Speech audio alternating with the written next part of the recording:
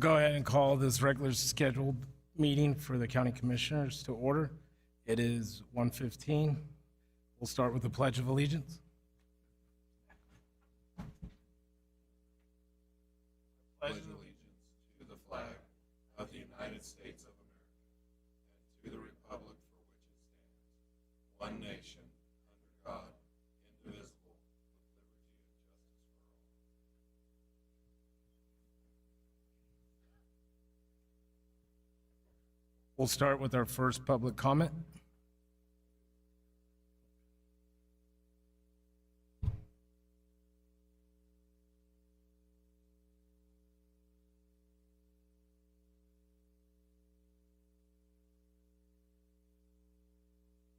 Art, if you want to hit the button right there, it'll turn on. No, just hit the button. Oh, neat. Thank you, Linda.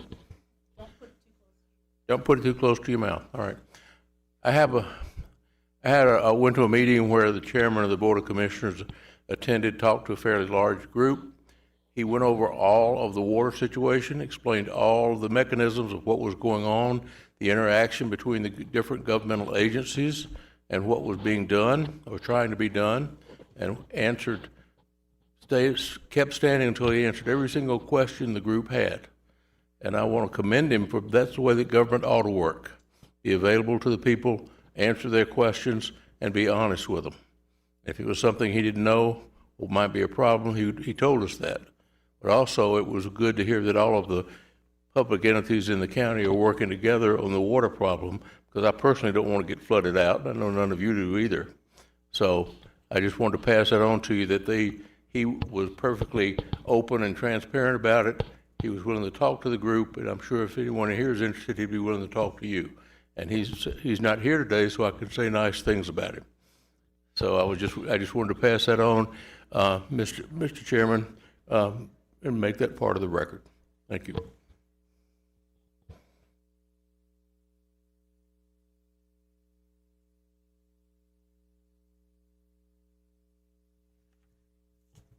Good afternoon, members of the board. Linda Rothery, Clerk Treasurer for the record.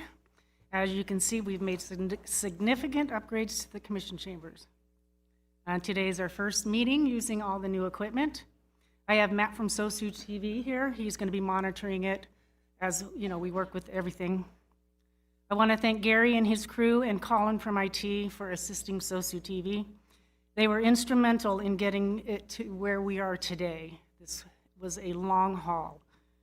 SOSU TV is doing a fabulous job, and there is more work that needs to be done. We will continue it until we finish. Thank you.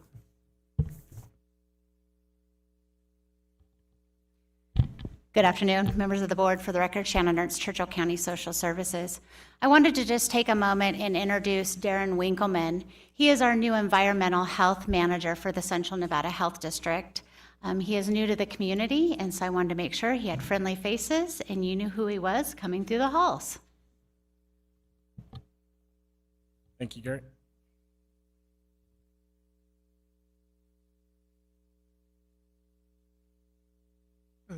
Yeah, I just want to say thank you for having me. I look forward to working with you and the district and moving forward with environmental health within the jurisdictions we have. So looking forward to it. Should be fun. Anyone else with public comment?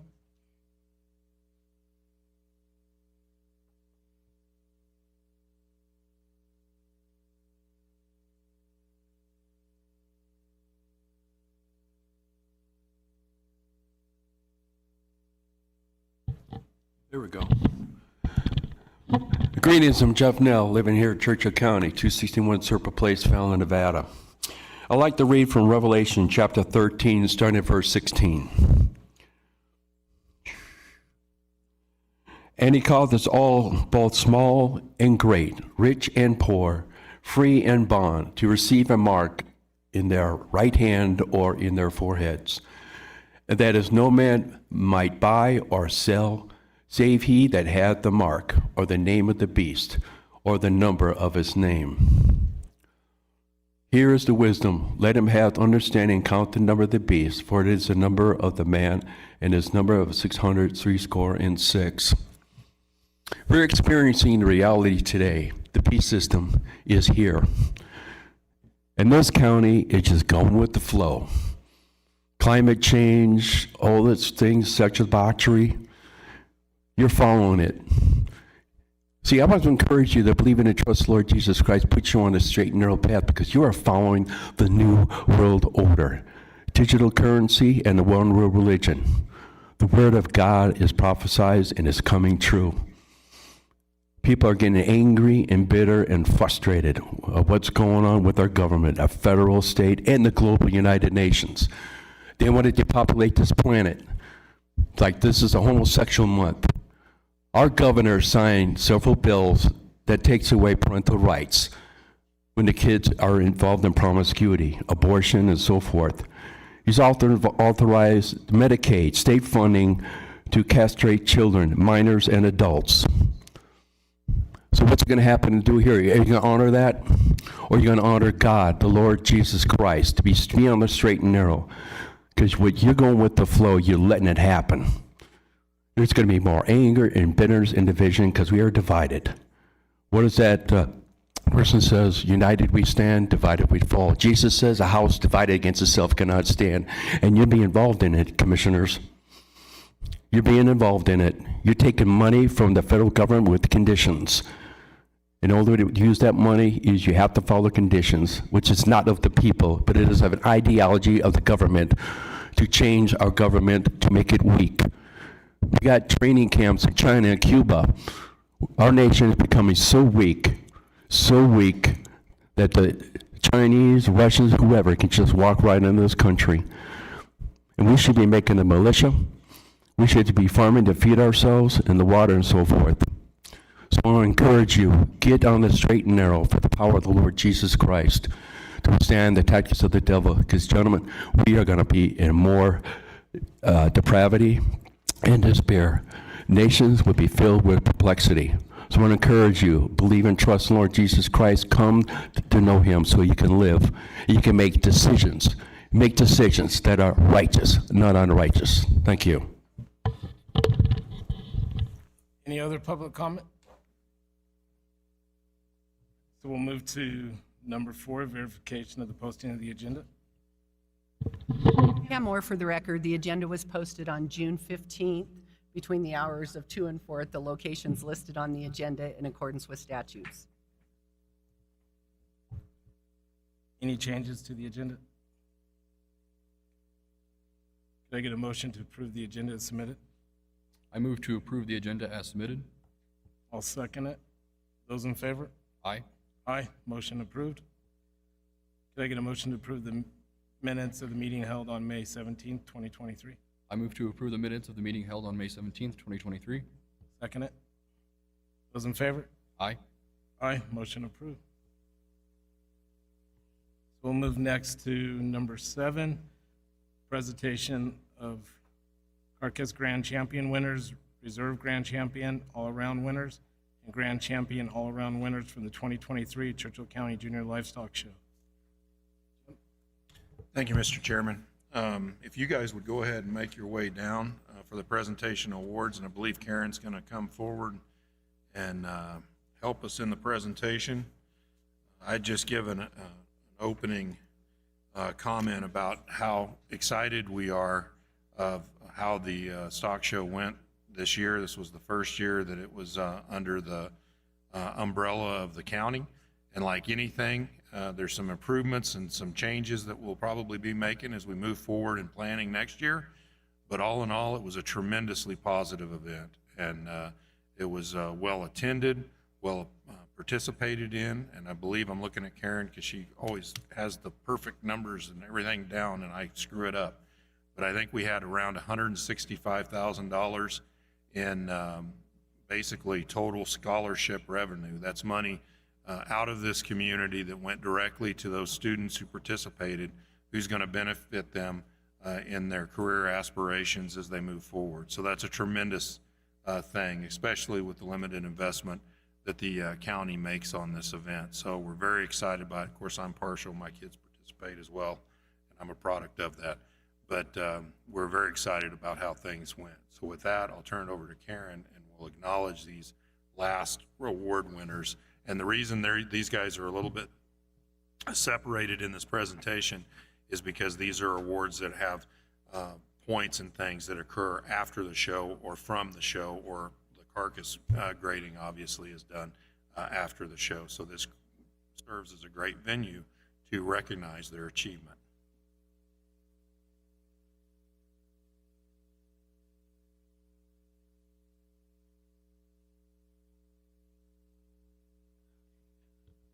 Karen Bogdanowitz, for the record. We had a great show, as county manager just talked about.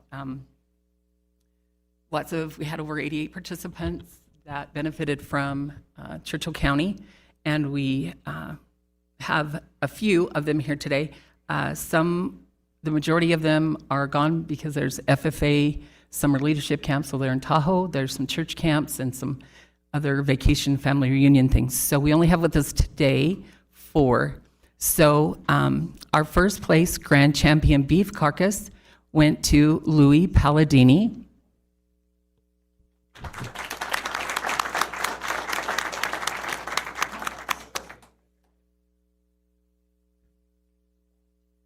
We'll get all the winners up here, the first 4, and then we'll take a picture together.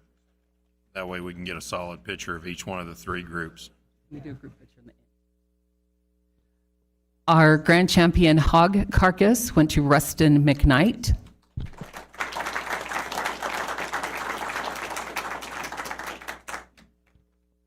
Our lamb carcass, as she's not with us today, went to Allie Fate. And our goat carcass contest winner went to Carly Semper.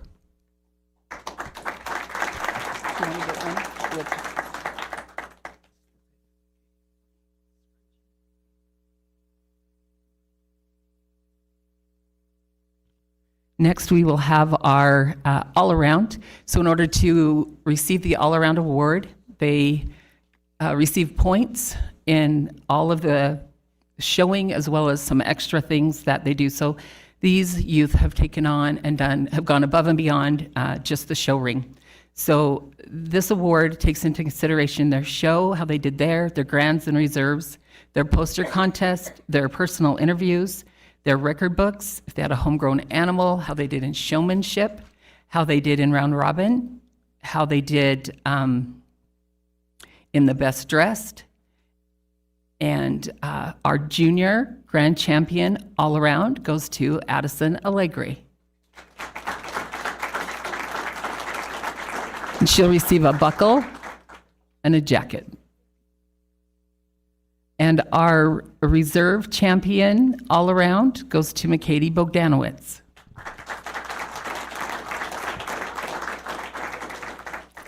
Our grand champion intermediate went to Carly Semper. Our reserve all around went to Abby Bird. Our grand champions, those were intermediates, excuse me. Our seniors all around went to Allie Fate. And our reserve senior all around went to Kylie Semper. So thank you.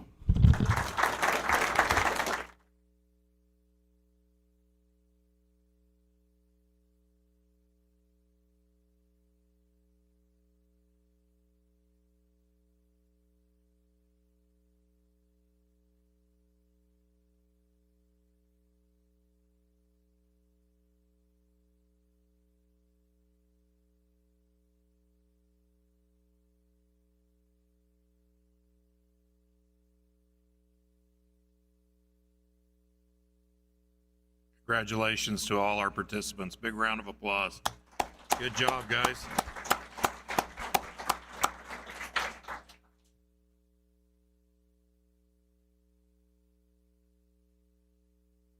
And we won't force you to sit through the entirety of the meeting if you have to sneak out.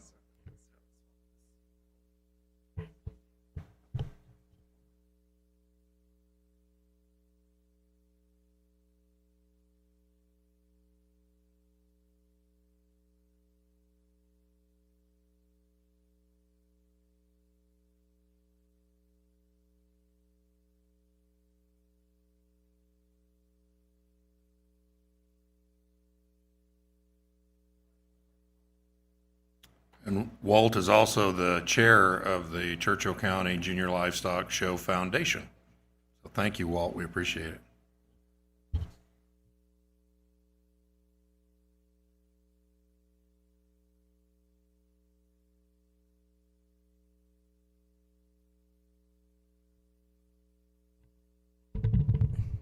We'll move next to the presentation of the Employee Service Awards for the second quarter of 2023.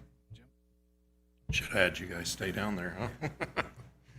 Headed back that way.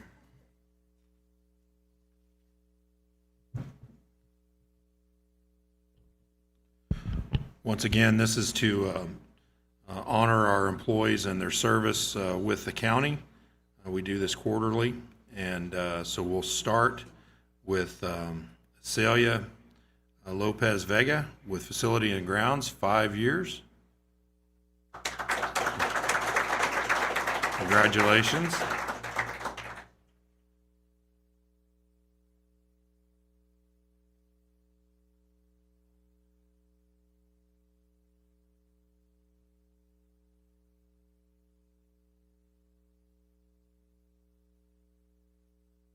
Also with 5 years with the Road Department, Kevin McElhannon. Congratulations, Kevin. Might add another Chico State grad, I believe.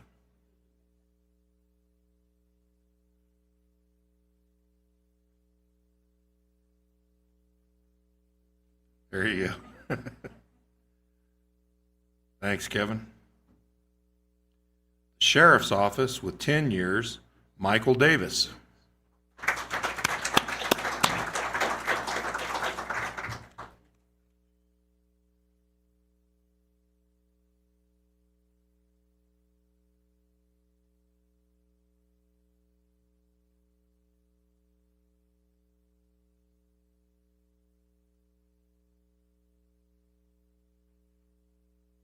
Congratulations.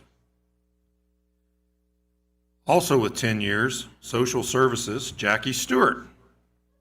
Yay.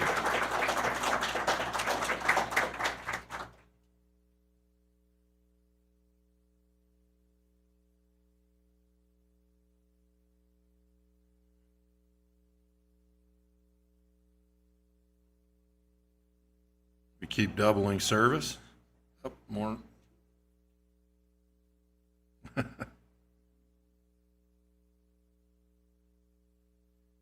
Congratulations. With 20 years of service to the Justice Court, Sarah Tracy. Come forward.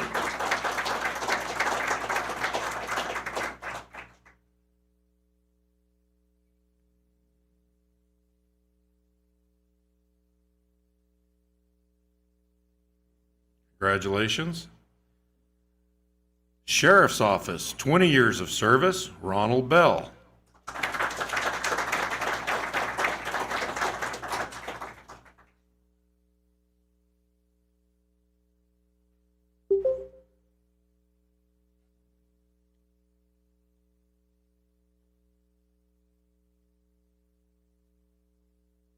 Congratulations.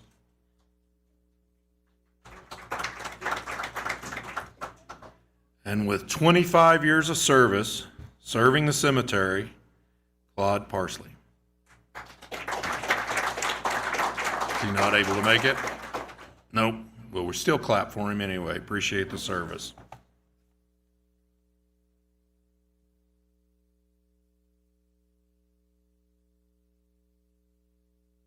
We have one more to give. Jim Barbie, come on down. And for 5 years of service, we have County Manager Jim Barbie.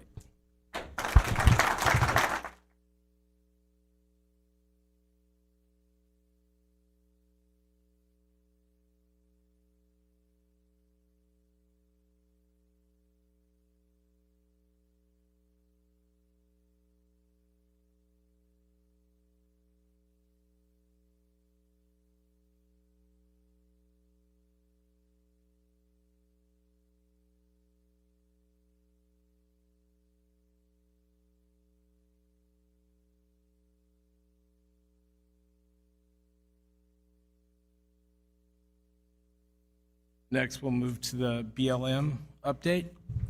Pam Moore for the record. They could not make it today, so they just wanted to give you an update that BLM has signed the Vora Fallon Special Recreation Permit event to be held July 14 to 15. The Bench Creek Range Improvement Projects EA will be open for public comment. The Clan Alpine Horse Gather EA public comment period is open for 30 days, and I did receive the letter on that today, so it'll be on your next agenda.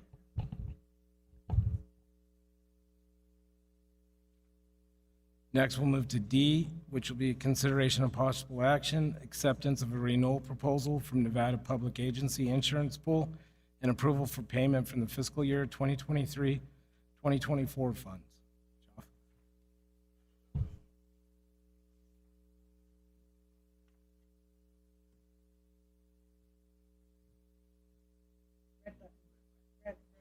Joff? There we go.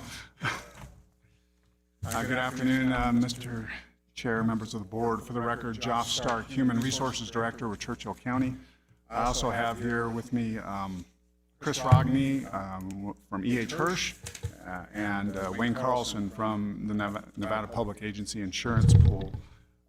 We're here this afternoon with the renewal for our property and liability insurance. I was going to kind of hand it over to Chris and to Wayne to do most of the talking. You do have your agenda report with information as well. So with that, I'll hand over the mic to them. Good afternoon, Chris Rockney for the record. As Joff said, I'm with E.H. Hirsch Insurance on Main Street, and I'm going to go over kind of the bones of the renewal proposal, and then I'll pass it on to Wayne, and he'll go over some additional details about pool coverage. So this year with pool, there is a increase in the total overall cost of the program over last year, as you'll see in my report. There's a few things causing the increase, but it's a 31.3% increase over last year. Last year's total premium was $526,844.82. This year, the proposal comes in at $691,898.17. Some of that is a rate increase, as everyone's probably aware of the inflation. Costs have just gone up significantly in a lot of areas, causing strain on the reinsurance markets. And the only way to combat that is to get some rate. But a big portion of the increase is there was a 9.2% increase in the payroll with the county. Values were a big increase. So with cost of construction, cost of vehicles, also used vehicles increasing over the past several years. There was a total increase in values on the policy of 14%. So property, so all your building contents and vehicle values increased by $24,453,000. So obviously that's a big chunk there.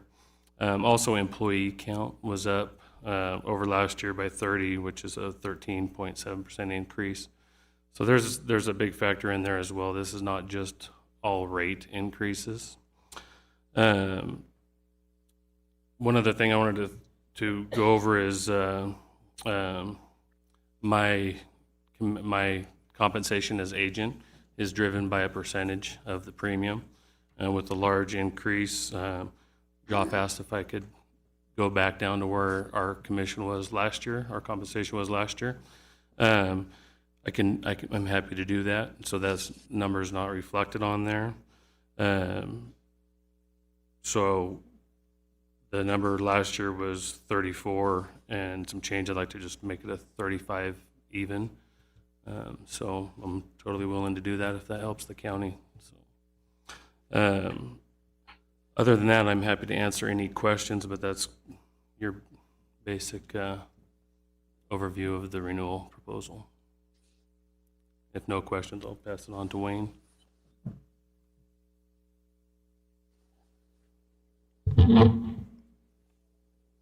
Good afternoon, Wayne Carlson, the Executive Director of the Nevada Public Agency Insurance Pool. I just want to highlight some of the coverages and what might have changed terms of coverage and also go through some of the programs and services you're utilizing. So the first part of the coverage is the property. And we retained the limits that we currently had for the members. So the $300 million for any one loss on any one single event, in other words. We base that on a modeling of the locations and concentration of values. And so we feel that that limit seems to be adequate for catastrophe exposures throughout most of our member concentrations. We do have $150 million aggregate limit on flood and on earthquake, except flood zone A is aggregated at $25 million. So we are able to retain those limits in this difficult market. Just so you have a little more highlight on the market conditions for property, when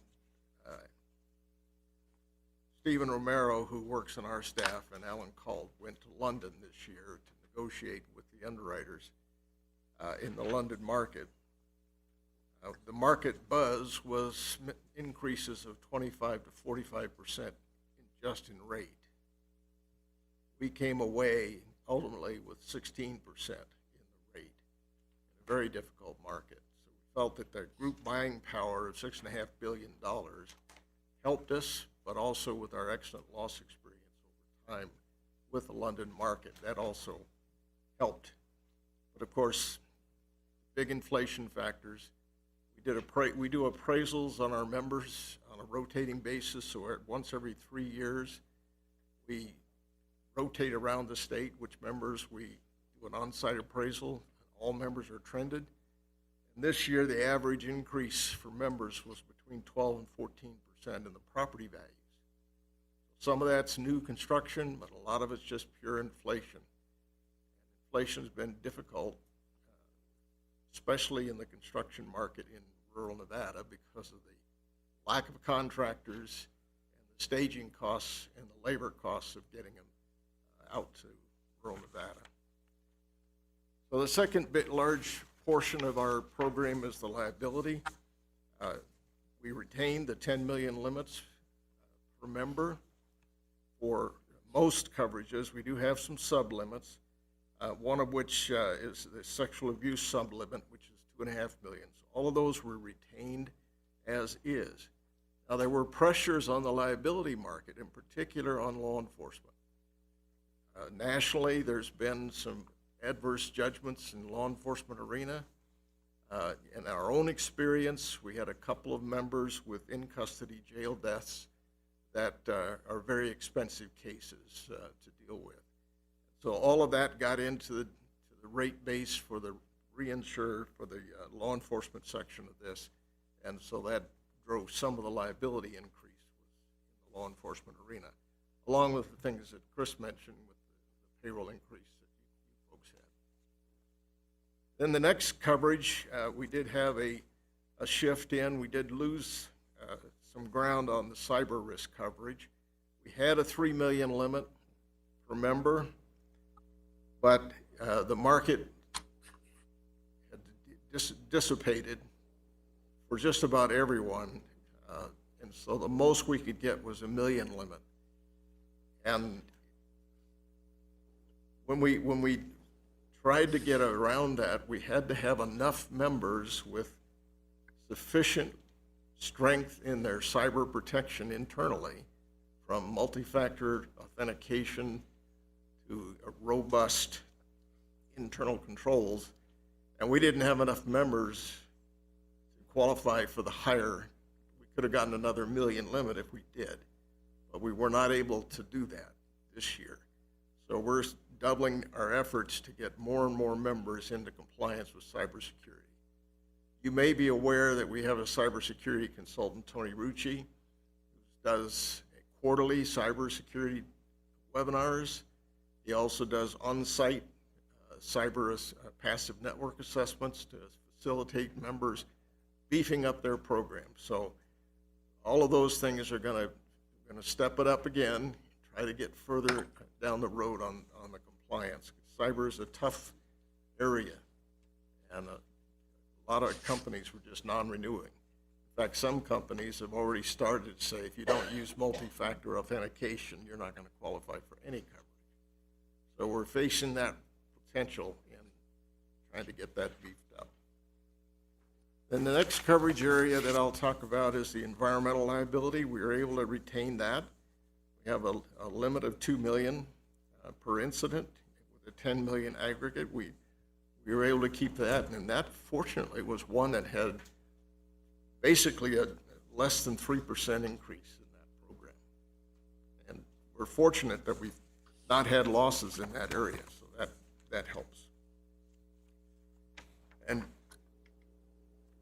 then let me move on to some of the services, just to tell you what you've gotten already or what your potential is. We've done several assessments for you. In 2016, we did the aquatic assessment for the swimming pool. In 2019, with follow-ups, we started in September of 2019, we did the jail assessment, and then 2 follow-ups in August of 20 and July of 21. Those programs cost $28,000. That was included in the program, so you did not pay any amount for that. Then we have various grant programs that you've taken advantage of, and in the last 3 years, you've funded $44,346 of grants for you. Those grants are cost-sharing grants. We pay 75%, you pay 25%, with the exception of educational grants, which are no cost-sharing. So you've gotten that advantage out of the program. And then there's certain subscriptions that we fund. One is KnowBe4, which is the anti-phishing program. And you have been successfully using that so far this year. You've run 13 phishing tests for cybersecurity, and that was 99% of your users, and only 4% got caught in a phish. Those individuals get sent to training on how to prevent it going forward. So it's fortunate that it's not a phish that actually comes back to bite you. That's worth about, those services and worth about $3,000. On the e-learning, we have a very expansive e-learning platform called Absorb, and you've taken advantage of that. You've gotten about $23,000 of value out of it, and that includes some content from Vector Solutions, Target Solutions, and our HR e-learning courses, our safety training e-learning courses, and so forth. So that's a program that we value highly for and you're taking advantage of. Then the one that's you've taken the most advantage of is our HR services, and that's been worth about $30,000. There's tons of training programs, both online and in person. So we take courses from So You Want to Be a Supervisor to advanced essential management skills to try to upgrade your supervisory capability. Then I want to brag on you a little bit about your utilization of the Absorb e-learning system. In 2021, you had 810 courses enrolled in, and 791 of those were completed. So that's 98%, which is very good. And then, in the next year, you had 1,723 courses enrolled in, and 1,678 were completed. That's just about 97%. And then in the current year, so far, you had 1,145 enrollments and 1,129 completions, or almost just a hair under 98% completion, which means you're actually getting a number of users, taking a variety of courses, and they're completing what they sign up for. So that you're to be commended for taking advantage of all those services. As you may know, Alan Colt, former comptroller here, chaired our workers' comp program for many years when he was Churchill County Controller.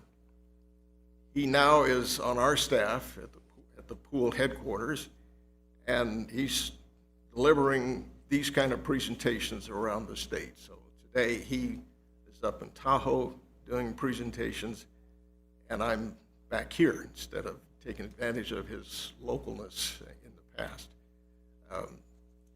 But just so you have a sense or a flavor of how this organization is put together, you can see this, it's sort of like pieces of a puzzle, but they all are connected, and it's all governed by the owners, which is our members.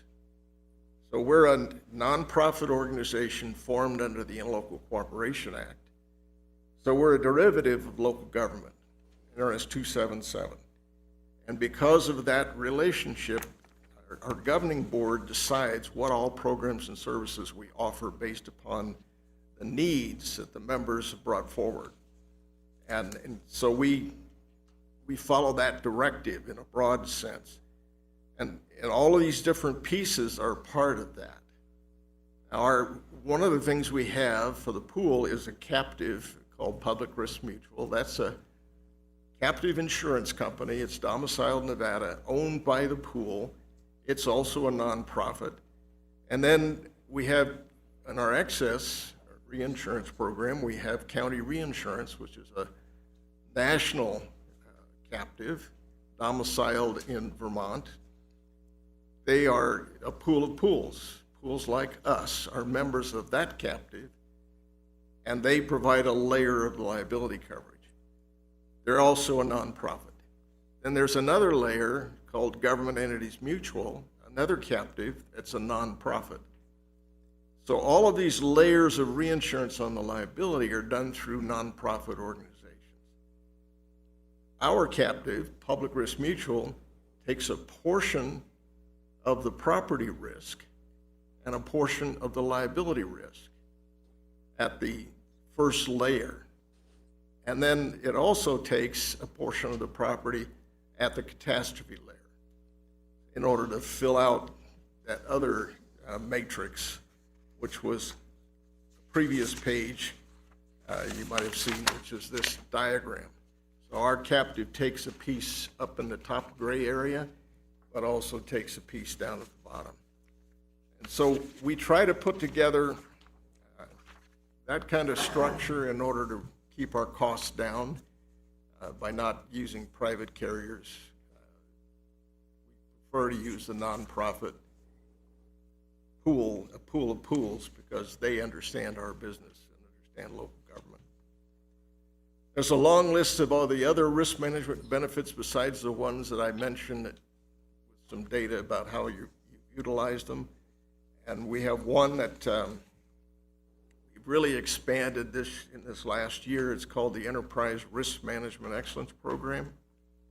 In this program, we go from stem to stern with the various departments and review a best practices checklist, interview the various departments and the board, and get a sense of how well the organization is run and a sense of where we can help make it even better. And that program comes with an award, a dollar award, depending on the complexity of the organization, for going through and really looking hard at best practices and how they can be utilized in your organization. From a law enforcement standpoint, in addition to the detention facility assessments, we also have monthly roll call, which usually talks a detention topic and a patrol topic. And those are available to all of our members. They're also recorded and kept in our Absorb e-learning platform.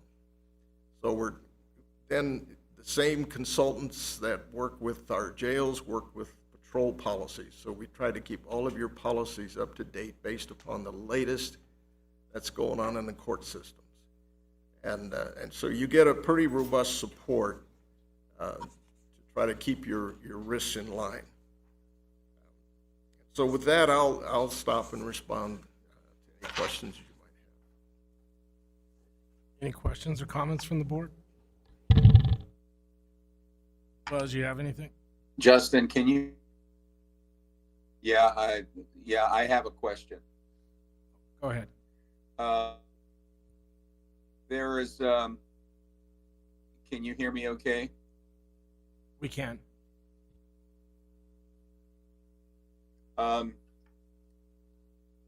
Like nowadays, there's a lot of guns in public places.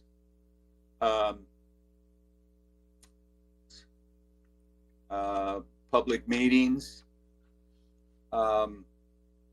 bringing guns in, people shooting and killing people. When I was a superintendent of schools, we talked to Pullpack about subject, and they were opposed to any kind of guns within the classroom like that. Where do you stand on this subject now?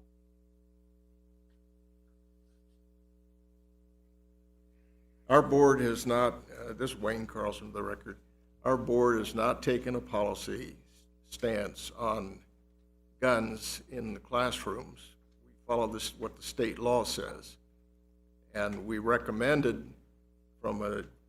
after doing hazard vulnerability assessments and looking at the controls, what we did recommend was that the school district development committees, which are required statutory committees, that those committees approve of anyone trying to use or wanting to use a concealed carry within the classroom or any other weapon in the school district environment. And so that would put it right in with your emergency operations planning and your school district security systems following those hazard vulnerability assessments. And so we've launched that. We do update those policies every year. And so it's a preventative tool so that the people in charge of safety within the school environment are aware and can decide on an individual basis whether or not to allow any weapon in the school environment. We see it as a security issue for the schools. What about public meetings? Well, public meetings. What about public meetings such as a commissioner meeting? In the public meetings, there's statutory requirements relative to that, to post signs. That's what you need to do.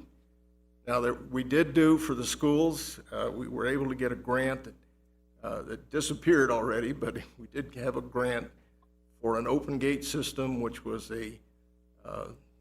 basically like the TSA monitoring devices that come in, people walk through. So a couple of our school districts were able to take advantage of that grant as another preventative tool, but that grant is no longer available to us. But something similar, some similar program like that, if you wanted to initiate that, we could assist you with finding the appropriate vendor that can assist you with making a decision about deploying such a device. Thank you. Do we have any public comment?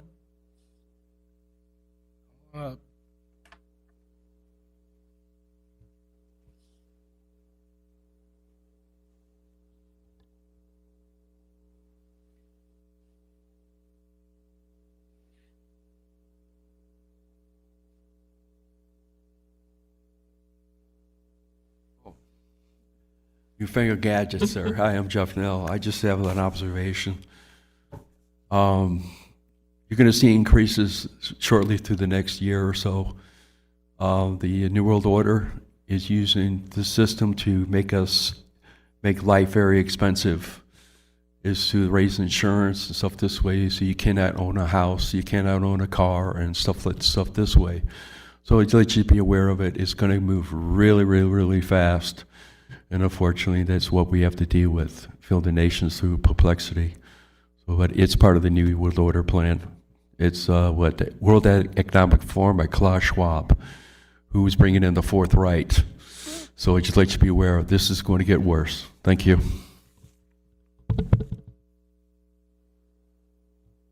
I'll entertain a motion. I move to accept the renewal proposal from Nevada Public Agency Insurance Pool and approve payment from fiscal year 2023-2024 funds. Do I have a second? Second. It's been moved and seconded. Those in favor? Aye. Aye. Aye.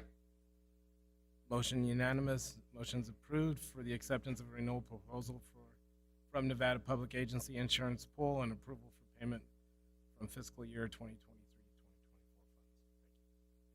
Thank you. Thank you all.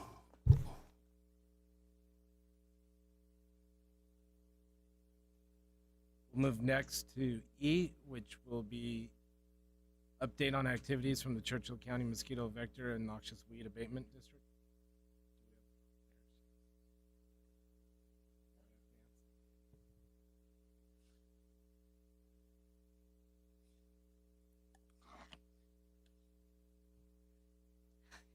Good afternoon. My name is Nancy Upham. I'm the district manager for Churchill County Mosquito Vector and Noxious Weed Abatement. This is Melania Shaggy. She's our admin. So I was asked to give a brief overview, and it's going to be very brief. But I would love questions from you to get back to you with. But despite the water, I mean, this year is with our routine services that we provide. I'm going to briefly discuss them.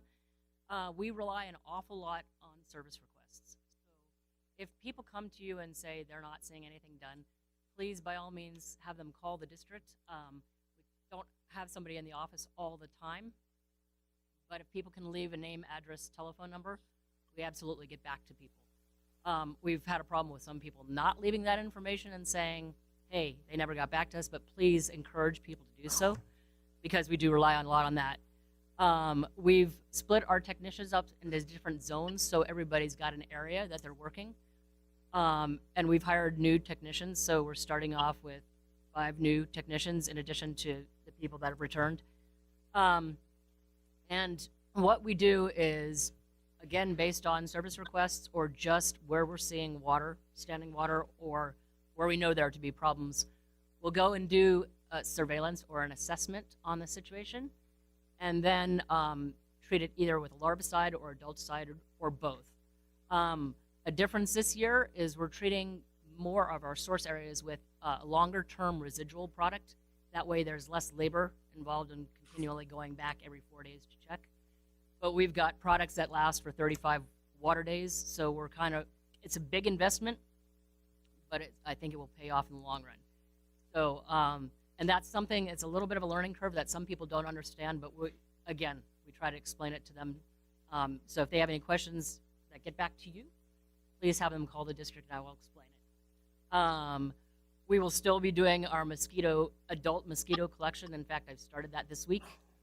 So I'm trapping around the valley, and then we're speciating those samples and sending them off to the Department of Ag for viral testing. Changes this year, again, new staff. The weather has not been particularly conducive for us to control adult mosquitoes. It's been cool and windy and stormy in the afternoons, and that's our best window. So you may see, or people may see us fogging in the morning, which works. It's just not as good. But that's what we've had to take up doing, mostly just to try to stay ahead of the game. And then we've purchased some new equipment and some new equipment and vehicles, basically, to get the job done. With this overwhelming abundance of water, which we are truly grateful for, it's created kind of havoc and accessibility to some of our source areas. So we're going to have to work that end of things, the further we get into the season, and reach out to some larger aerial companies to cover bigger source areas than we've ever had to do in the past. So, leading into updates, we have a contractor out of Orovada, Morris Ag and Air, and they're going to be doing most of our larviciding, which is large-scale larviciding, and they've already started doing that for us. We've also contracted with another company to do large-scale adulticiding. They haven't come to Fallon yet, but we have a contract in effect with them, and so they will be doing the broader picture, especially the areas that we can't have access to. As for our efforts with mosquitoes and weeds, we're trying the best we can, but we're a little bit behind the curve.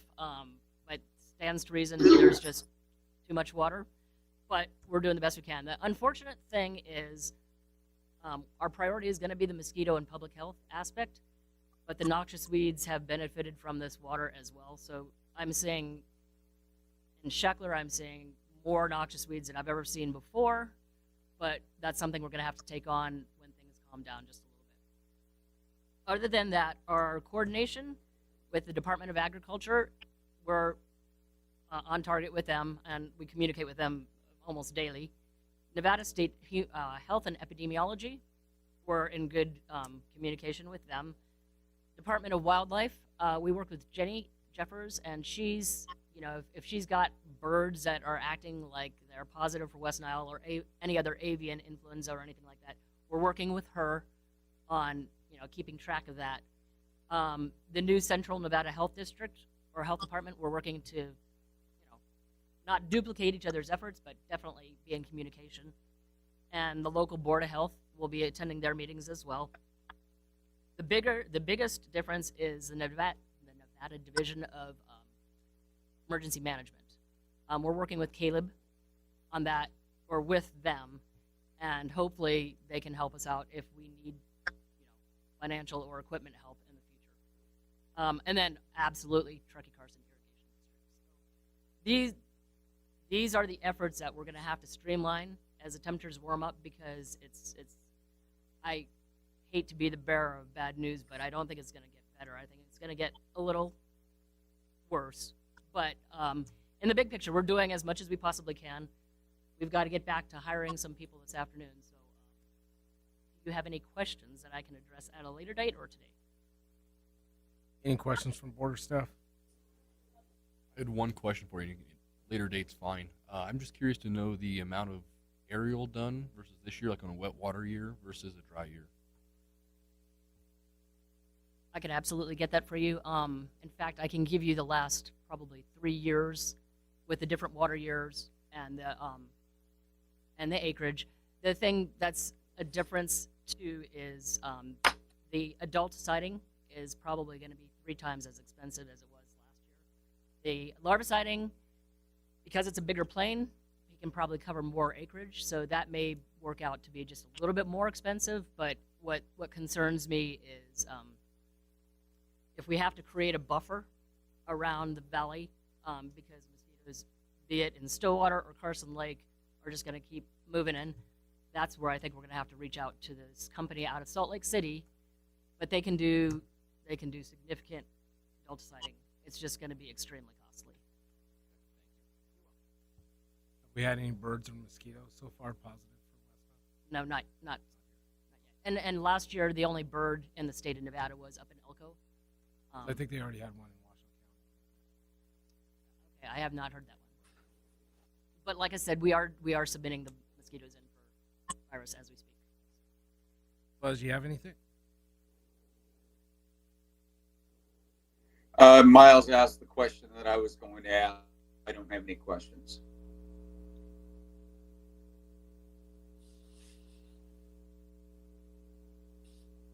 Well, thank you. You're welcome. Have a good afternoon.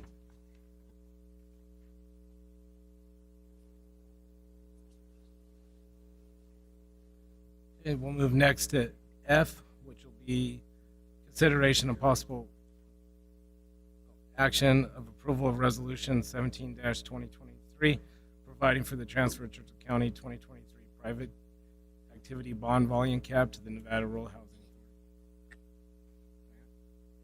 Authority.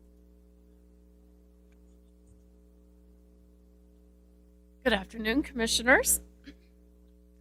My name is Diane Arvizo. I'm the Director of Homeownership Programs for Nevada Rural Housing Authority. Thank you for the privilege of being here with you today. I would like to give you a little bit of background on why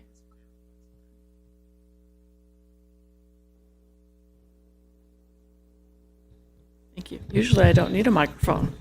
Thank you. I want to give you a little bit of background on why Nevada Rural Housing Authority comes before you every year to make our request for the transfer of the unused bond cap. Fail? Am I failing again? No, it's the new system. Oh, okay. All good. I'm a go with the flow kind of gal. Okay. So Nevada Rural Housing Authority is a local government and political subdivision exercising public and governmental functions, and we are overseen by a board of commissioners that are appointed by the Nevada Association of Counties and Nevada League of Cities. About 1,200 rural Nevada families are assisted with rent annually, ensuring that they stay off the brink of homelessness and push themselves further down the line of sufficiency. This is one of the many things that we do under Nevada Rural Housing Authority, aside from the homeownership programs that your private activity bond cap has funded. Churchill County has 41 residents that are receiving help with their rent from Nevada Rural Housing through the Housing Choice Voucher Program.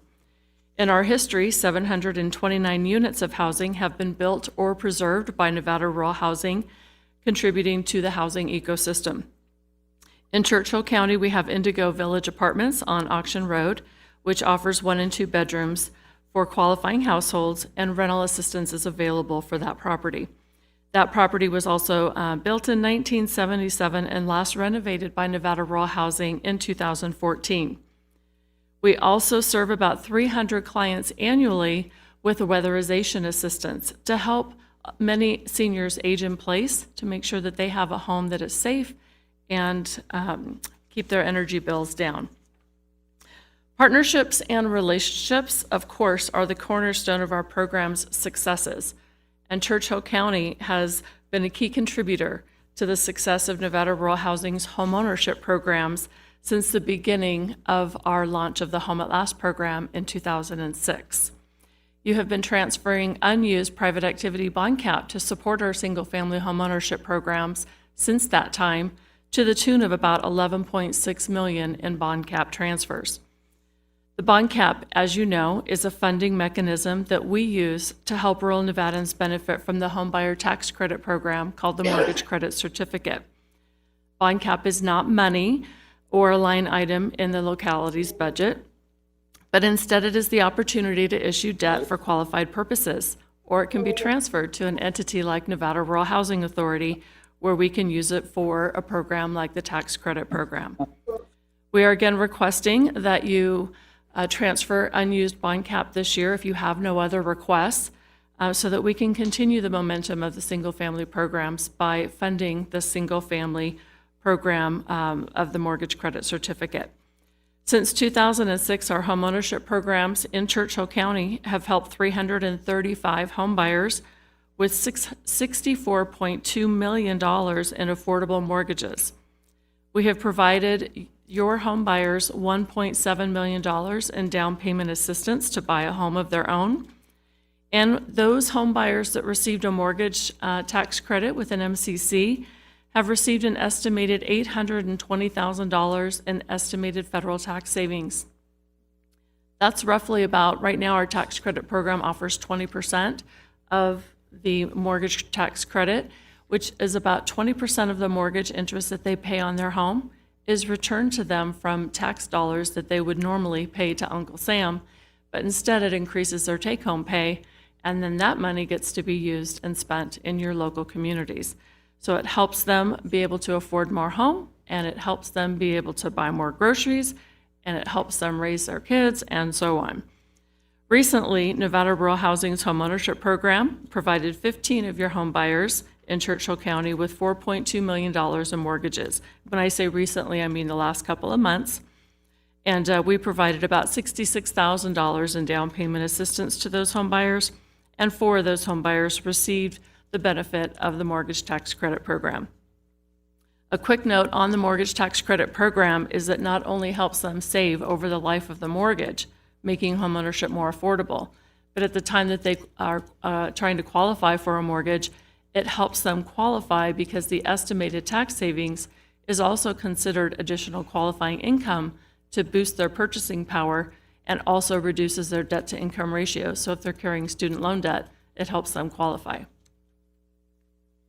So we appreciate your support over the years, and I'm happy to answer any questions that you may have about this year's request.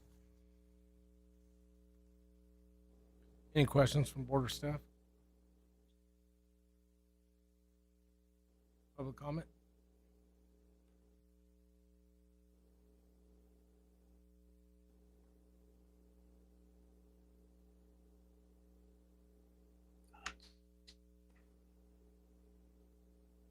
Worked.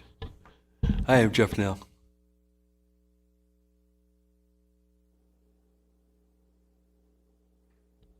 Testing. Okay. I spoke at the City Council regarding this subject, and I gave an observation. I'll repeat. Klaus Schwab says, "You will own nothing and be happy." Why does the government have to stick their nose in a capitalist society? Why do they have to control it in a way that puts to stop greed and corruption, but offer something that should not be involved at all? The companies, the realtors, the owners of the property should be doing the negotiation, the title, not the government coming in there and say we have a housing crisis, for instance, and then all of a sudden we're building all these subdivisions and got more traffic and more road rage and all this kind of stuff. Getting people in debt, applications. It's like I'm a veteran. I used my VA loan capability, got my first house, got it for $103,000.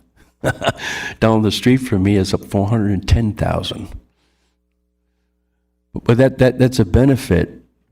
Because I think as a military veteran, we've seen a lot of nasty stuff in your experience, and it's a deservement, a benefit, all right.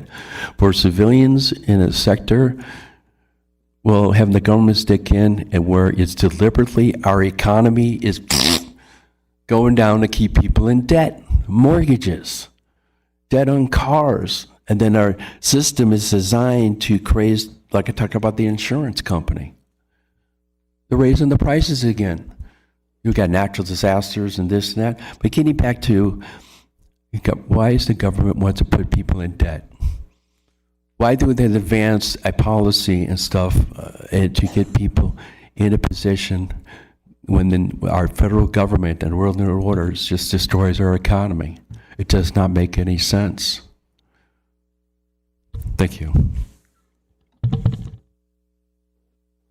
Any further public comment? Justin, can you hear me well enough that I can make the motion? Oh, yes. Go ahead, Buzz.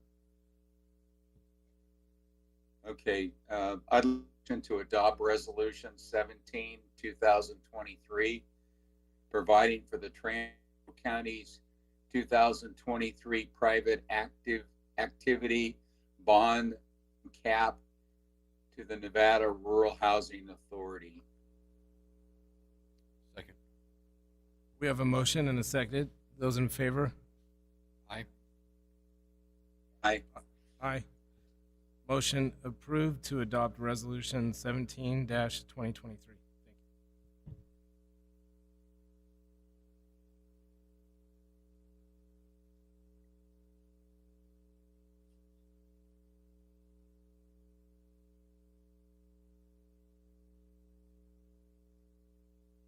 It's 2:15 now. Should we skip to the hearing?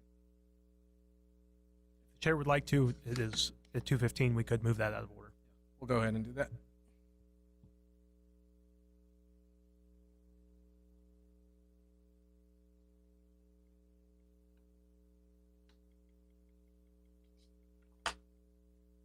Are you ready, Pam?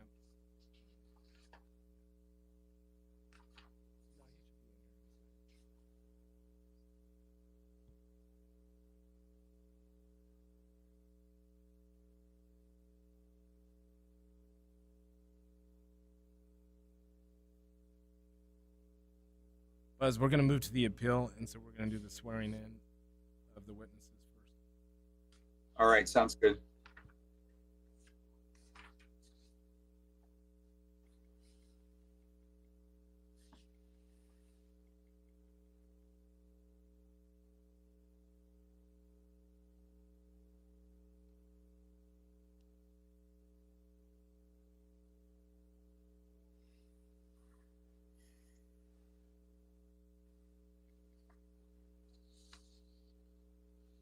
Leslie, if you want to come forward and get your stuff ready. Do you have anything? Oh, come on forward. Yeah,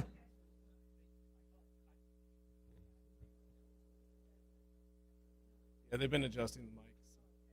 Yeah, do you have anybody with you that's gonna? Okay. You have to swear in.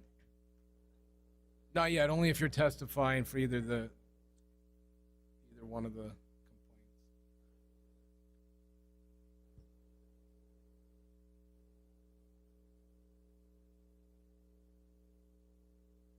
Please stand and raise your right hand.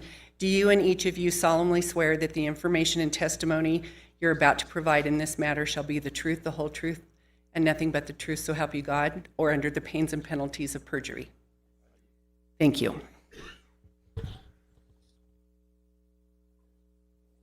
So this will be the appeal of the Planning Commission's decision made on April 12th, 2023 to deny issuance for a variance for rear setback requirements from 20 feet to 3 feet filed by Leslie Beach at 6755 Reno Highway, APN 008, TAC 141, TAC 18, consisting of 0.77 acre in the C2 zoning district. And we'll go ahead and start. Thank you, Mr. Chair. Mr. Vice Chair, sorry. Chris Pross for the record, Churchill County. So just a quick overview. I know we've talked about this once before. So we received an application from Ms. Beach for the variance to reduce the setback from 20 feet down to 3 feet as she was adding an addition to her property in order to get the property into compliance. We went through the application. A week prior to the hearing, the planning department has a staff meeting. After the staff meeting was over, myself and 2 of the commissioners went out to the property.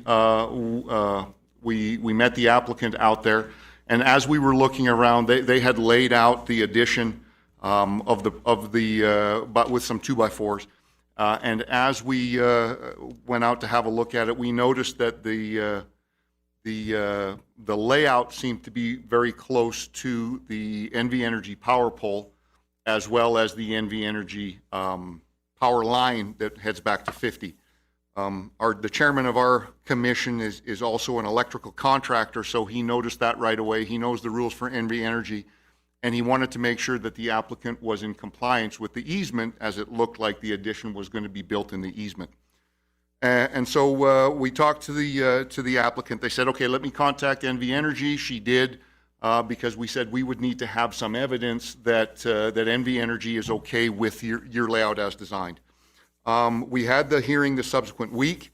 At that point in time, the applicant did not have any information from NV Energy yet, so the issue was tabled until the following month to the next meeting. That bought the applicant some additional time to get the paperwork from NV Energy. And so on April 12th was the second hearing. We had not received anything from the applicant in our office. We thought that maybe something might be brought to the meeting. Worst case scenario, if there was still nothing at the meeting, we could then ask the applicant if she wanted to postpone. And the reason I say it that way is when we receive an application, the Planning Commission only has a certain number of days to actually take action. Because this application was tabled at the first meeting, there was only 3 days left after the date of the second meeting that a decision had to be made. So a decision had to be made at that hearing. Unfortunately, the applicant was unable to come to the meeting, and therefore we could not just simply say, If you ask for a postponement, that will give you more time, but it will keep this application alive and viable. The applicant unfortunately was not at the meeting, therefore we could not ask her to ask for an extension. A decision had to be made, and because we did not have the paperwork, the Planning Commission felt that it was prudent to deny the application. And that decision was made on April 12th, and I believe that is why we are here today. And that's, unless you have some questions for me, that is kind of the summary of the application from the side of the county. Do we have any questions for Chris? Chris, is there an easement right there for that? Chris, did Yeah, you so- hear back from Nevada Energy? Hold on, Buzz. So on any NV Energy power line, there is an easement. It's a 10-foot easement that's split 5 feet on either side. So that applies not only to the power pole, but also to the power line that runs from pole to pole. So there's basically a 5-foot easement from that line that cannot be encroached upon. And when I mean encroached upon, I don't just mean the side of the building. If there's an overhang on the roof, that counts towards that easement. So that roof line would be the furthest extending piece of the building would be where that 5 feet would have to start from. So, and I do believe that the applicant has changed their drawing, but I will let Ms. Beach talk a little bit more about what they have done since then. Buzz, did you have a question?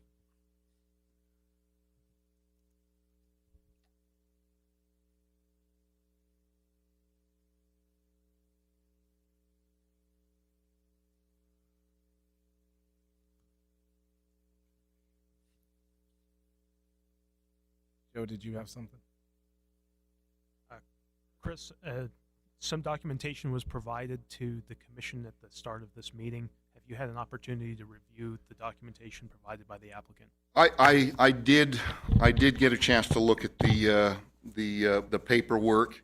Essentially what this is the applicant has put an application in with NV Energy for a service. It was assigned a project coordinator. A meter set waiver has been applied for. A memorandum of advance or credit has been issued to Ms. Beach. So in other words, there's a dollar amount that she would have to pay in order for them to design and place the service. There is a drawing that is showing the service coming from the power pole, and then the line extension agreement, the Rule 9, has been signed by the applicant but has not been signed by NV Energy. And with that said, I won't speak on behalf of the Planning Commission too much. I think in general, fundamentally, I don't believe that the Planning Commission had an issue with the actual granting of the variance. Where the issue came in is when we saw that the building was going to encroach into that easement. And we did not want to be in a scenario that put the county in a scenario that we granted approval to something, and then NV Energy came along and said, you've built this property in your easement, and it now has to be torn down. We were, the variance itself, again, fundamentally, I don't think was an issue. We just wanted to make sure that not only the county, but also the applicant was protected from anything that might happen if they were to proceed with that construction. That being said, if the county does, if the commissioners do decide to approve or overturn the decision made by the Planning Commission, I would request that prior to issuance of any building permits, that any and all issues that may or may not remain with NV Energy are addressed prior to issuance of any permits for construction. Leslie, have you got approval yet? Because it said 25 business days on here. Have they responded back to you? Is this on? Okay, yeah, I guess so. So I've been working with Lawrence from NV Energy, and he knows about this meeting, so when I do this meeting, then I send everything to him, if it's approved. I spoke to him about, I've got several more pages. I didn't think you guys wanted another 30 pages, but he said that they will be approving it. What's going to happen is because that house was built in 1943, it was to their code, if they had a code back then, who knows? Anyway, but we have to take off the building the existing electric box, the overhead. They don't do that anymore, right? So we have to take everything off. And so we have to provide the conduit for NV Energy. They'll run the wire down the pole and then set it in the ground. And that's what, we have to, well, obviously we pay for everything, but they do the work, and it'll be a seamless transition. The box will be on the duplex, like it shows here on that diagram, if you see that. And he said that we'll do it at the same time. So they'll change the electric, because that's been there for a lot of years, but it has been updated. There's no knob and tube or anything, but the electric has been updated several years ago. So does that answer your question? Okay. Any other questions? Buzz, you have any questions for Ms. Beach?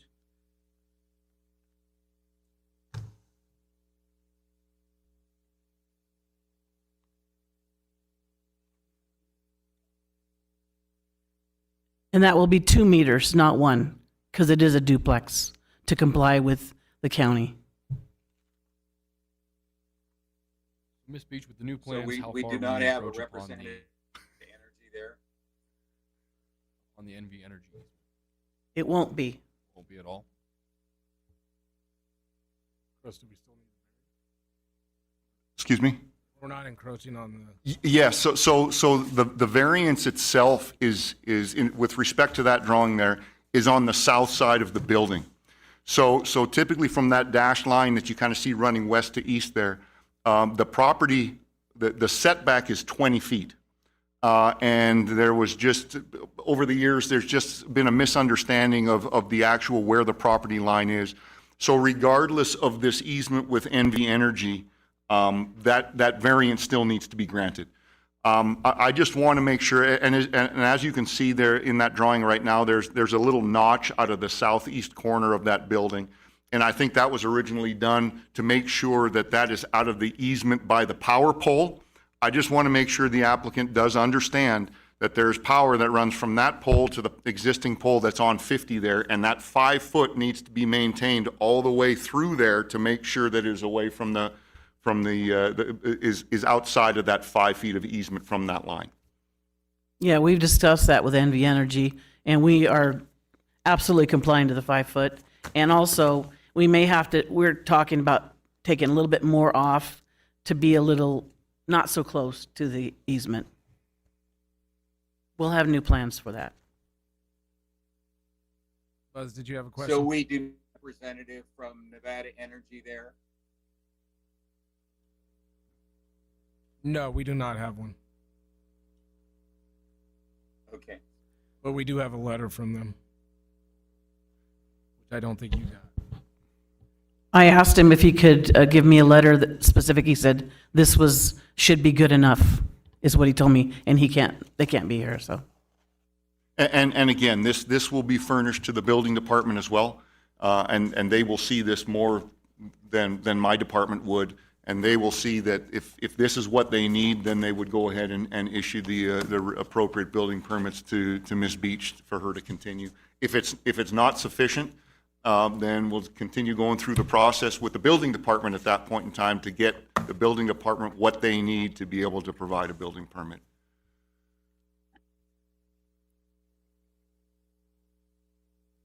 Yeah, we'll go ahead and move to any public comment.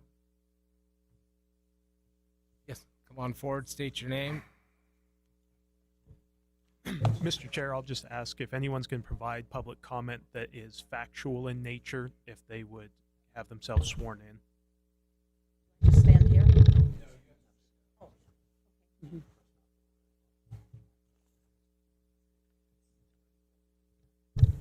Okay, I'm Peggy Ogden. What else did you want to know? I need to stand up? If anyone else wants to make public comment in opposition, That would be a good time to Do join you us for- solemnly swear that the information and testimony you're about to provide shall be the truth, the whole truth, and nothing but the truth, so help you God, or under the pains and penalties of perjury? I just want it known, I own the property south of Leslie's property, and I just kind of want it known that I'm opposed to it because of the 3 feet property line. I think that's kind of close to have a building along that property line that close. That's pretty much all I wanted to say. So, I mean, I don't know what else I need to do, but. Thank you. Okay.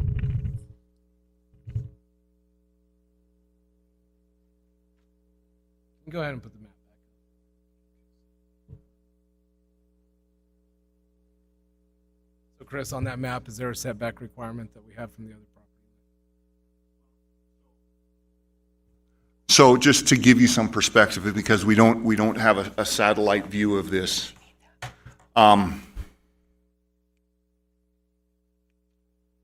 Oops, that was me.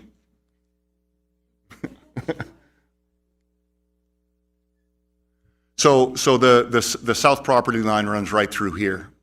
And so this is the property line that Ms. Beach is asking for a 3-foot setback. So instead of being 20 feet to the north with that on her back wall, she's asking for it to be 3 feet.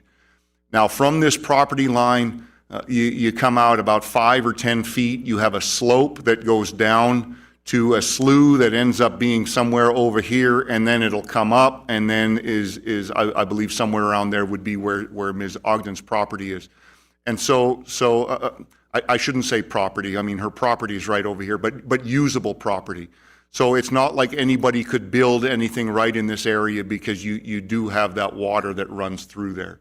So it's kind of a misconception that you could possibly build another building right over there that would impact on that setback. So unfortunately, we don't have a satellite view of that.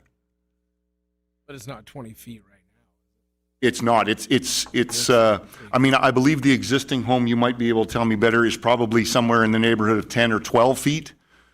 Would that be about correct? So the existing home already encroaches into the setback. This is a variance to actually bring the Entire addition, property. the addition, which then subsequently brings the entire property into compliance. Justin, what happened is when NV Energy took part of the road in the front, and you've heard me discuss this before, but it made it practically impossible. We can't go further towards the highway. We did get a variance on that. We can't go any closer to the interstate, and then we have to comply with the county. But because the NV Energy cutting off front of the property, that's what's caused a big problem with this little tiny property. And so we can't build on the other side to make it comply to the changes on C2. So we have to attach it to the existing building, and we will use the wall that's there. So, and I believe you have all the paperwork from before, but basically the slant in the backyard, there's nothing that can be done there. And the slough is over 3 acres before you can touch it with anything. And the owner's sister lives in the back, and she's got a roads. I actually accidentally lit the slough on fire 2 years ago. So it's a real problem, the slough part, that it's not maintained or anything like that, but we can't build even close to that. We're just asking for the setback. We don't want to build on the slope. We can't. It's impossible.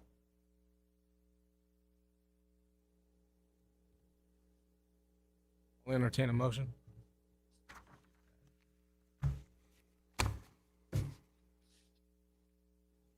Mr. Chair, I move to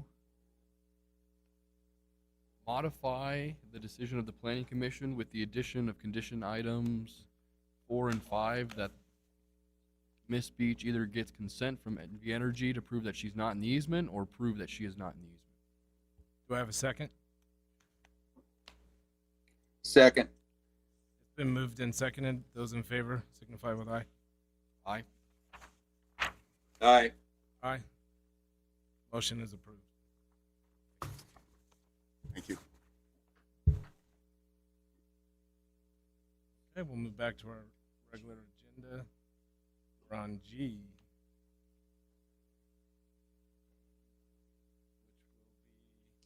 Churchill County Fire Department for approval of the interlocal contract between Churchill County and the Nevada Department of Conservation and Natural Resources, Nevada Division of Forestry for wildfire protection in the amount of $14,595 each fiscal year, but shall not exceed $29,918. Hello, my name's Alex Hafner for the record. We've had this agreement for probably 6 to 8 years now. It's pretty much like an insurance for the county. If a fire burns from public land onto BLM land or NDF land, they can charge you. We actually used it last year. There was a fire in Pershing County that burned in to the NDF land. They put it out. We didn't have to use any resources because it's right on the border. It's a really good agreement. They also are going to start providing more training now that COVID's over, where they'll come down and teach us some wildland, cutting down trees, Sawyer training and stuff like that. And it's a really good asset for the fire department and the county. And that's really all I have for it. Any comment from border staff?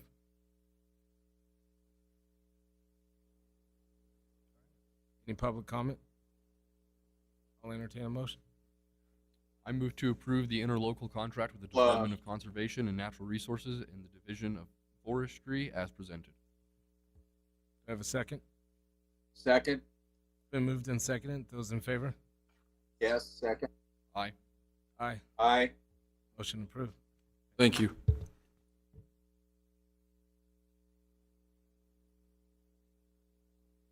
Next will be H, which would be consideration of possible action, application for continued support funding for domestic violence intervention, DVI, in the amount of $4,000 for fiscal year 2023. Come on forward, Ms. Moss.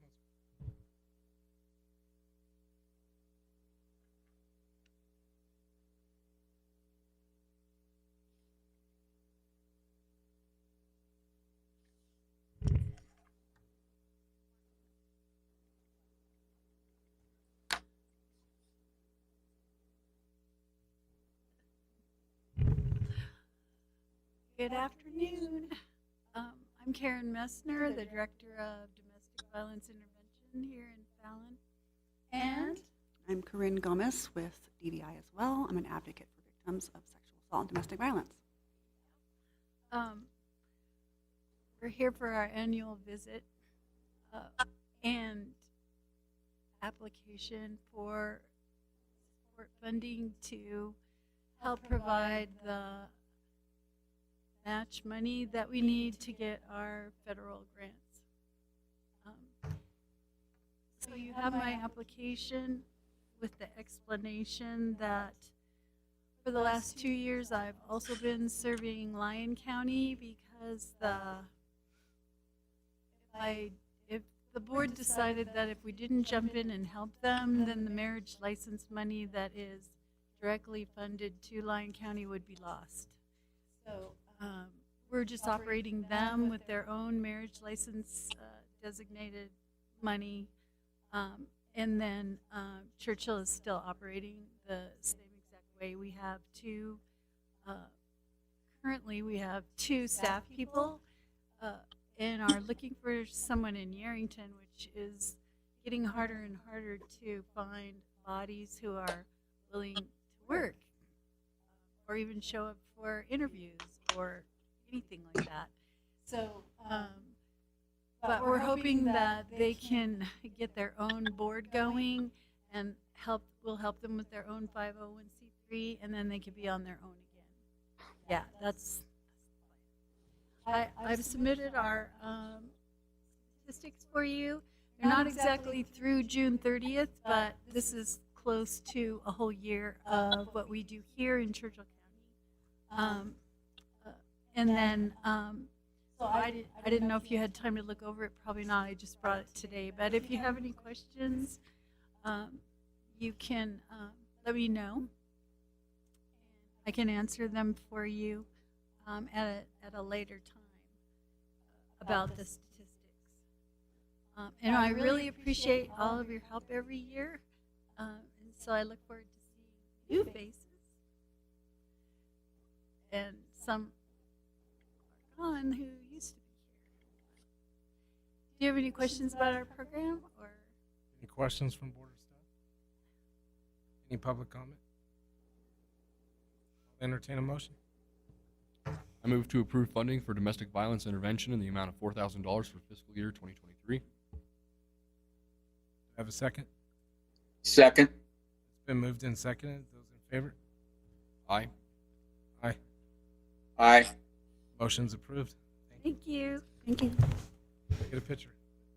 Yeah, we already heard about that. It was like a nice tip right before we came up.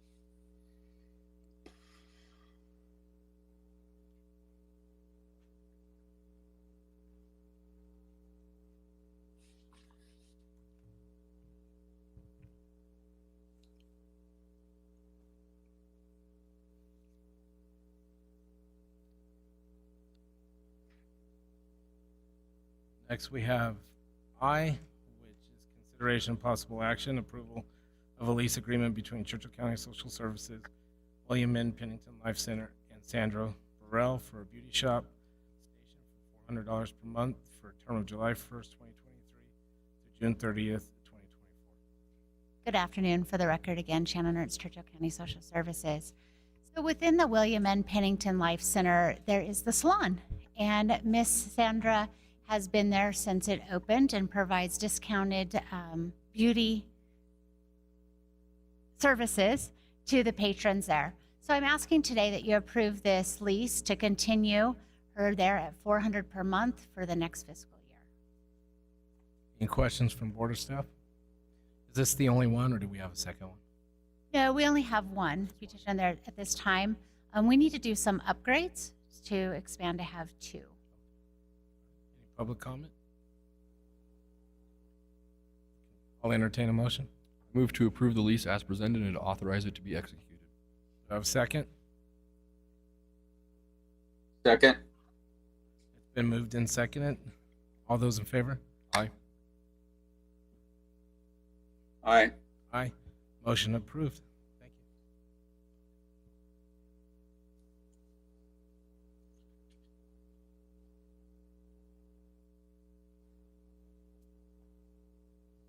Next, we'll move to J, which is consideration and possible action, approval of an agreement between Churchill County Social Services and Savitas for provision of professional services for the rural Nevada continuum of care of Exhibit 1 and 2 housing and urban development. Competition not exceed $27,000 to be reimbursed by members.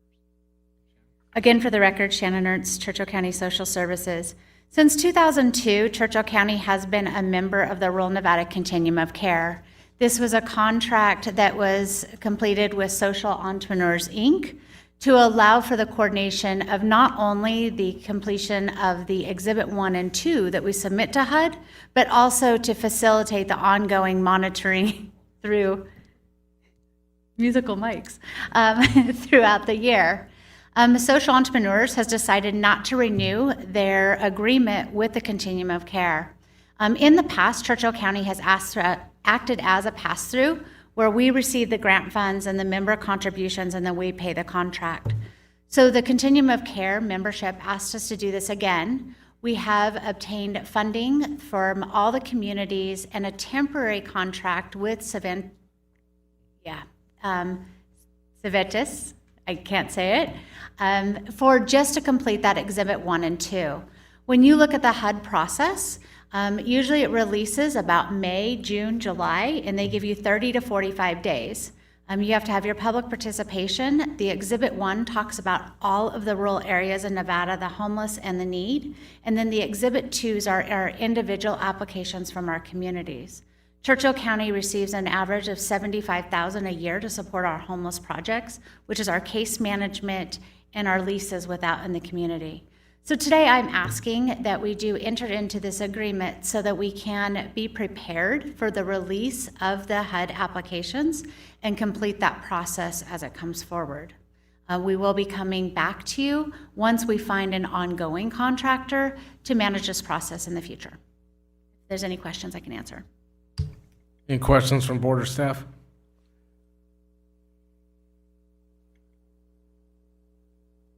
I'll entertain a motion. I move to approve the contract as submitted and to authorize the director to execute the same. Do I have a second?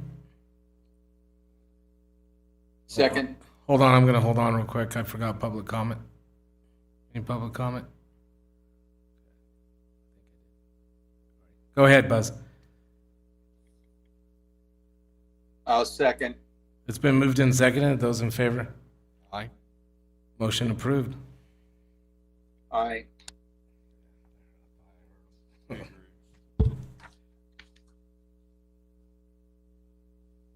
Next, we have K, which is consideration of possible action, the contract between Churchill County and Quality Inn of Fallon for emergency shelter for high water 2023 at $99 per night if activated for those dislocated due to flooding.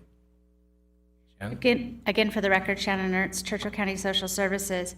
As part of the high water planning, we went back and really looked at some of the things that we did during COVID, and one of those was entering into an agreement with Quality Inn of Fallon.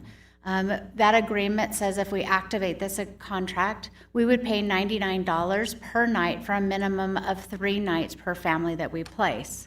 They were open to this again, and so I would like to go ahead and have this agreement executed in case we needed it.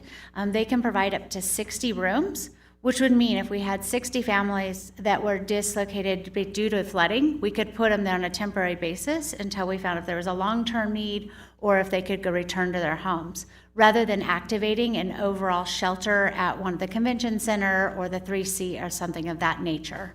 So I'm asking that we do proceed with this so we have it in case it is needed. Any questions from board or staff? Any public comment?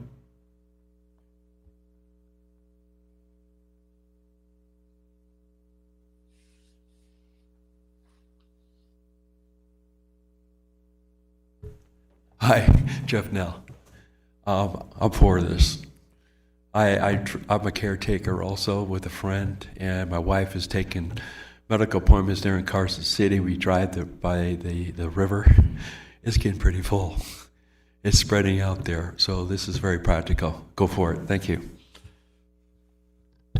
I'll entertain a motion. I move to approve the agreement as presented and to authorize the director to execute the same. Do I have a second? Second. It's been moved and seconded. Those in favor? Aye. Aye. Motion approved. Aye.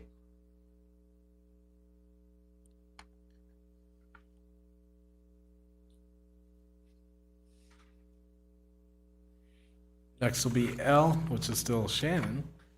So consideration of possible action, ratification of an agreement between Churchill County Social Services and the State of Nevada Division of Public and Behavioral Health in the amount of $25,570 to support the FASTT program. Again, for the record, Shannon Ernst, Churchill County Social Services. We obtained funding through DPBH to provide support in the jail system for the Forensic Assistant Safety Triage Team, the FAST team. So this is very little funds that support the program, but it does offset some of the case management and also supplies needed. We receive additional 2 grants to support this program to maintain it as we move forward. So today I'm asking just for the ratification. It was time sensitive to get it back so we could start expending July 1. So if there's any questions I can answer. Any comments or questions from board or staff? Any public comment? I'll entertain a motion. I move to approve and ratify the agreement as presented. Do I have a second?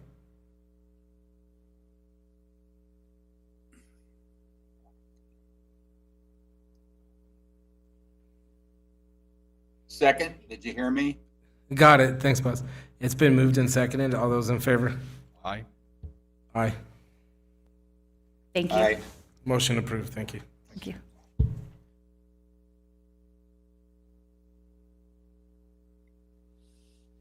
Next, we'll move to 9, which will be update on potential for flooding. Thank you, Mr. Chairman. Jim Barbie for the record. As we stand currently, the Bureau of Reclamations, I believe, has moved us out of spread water, but they are maintaining, I believe, in flood ops. I have a little bit of confusion there, but they're working closely with TCID in terms of determining outflows and inflows into Lake Lahontan.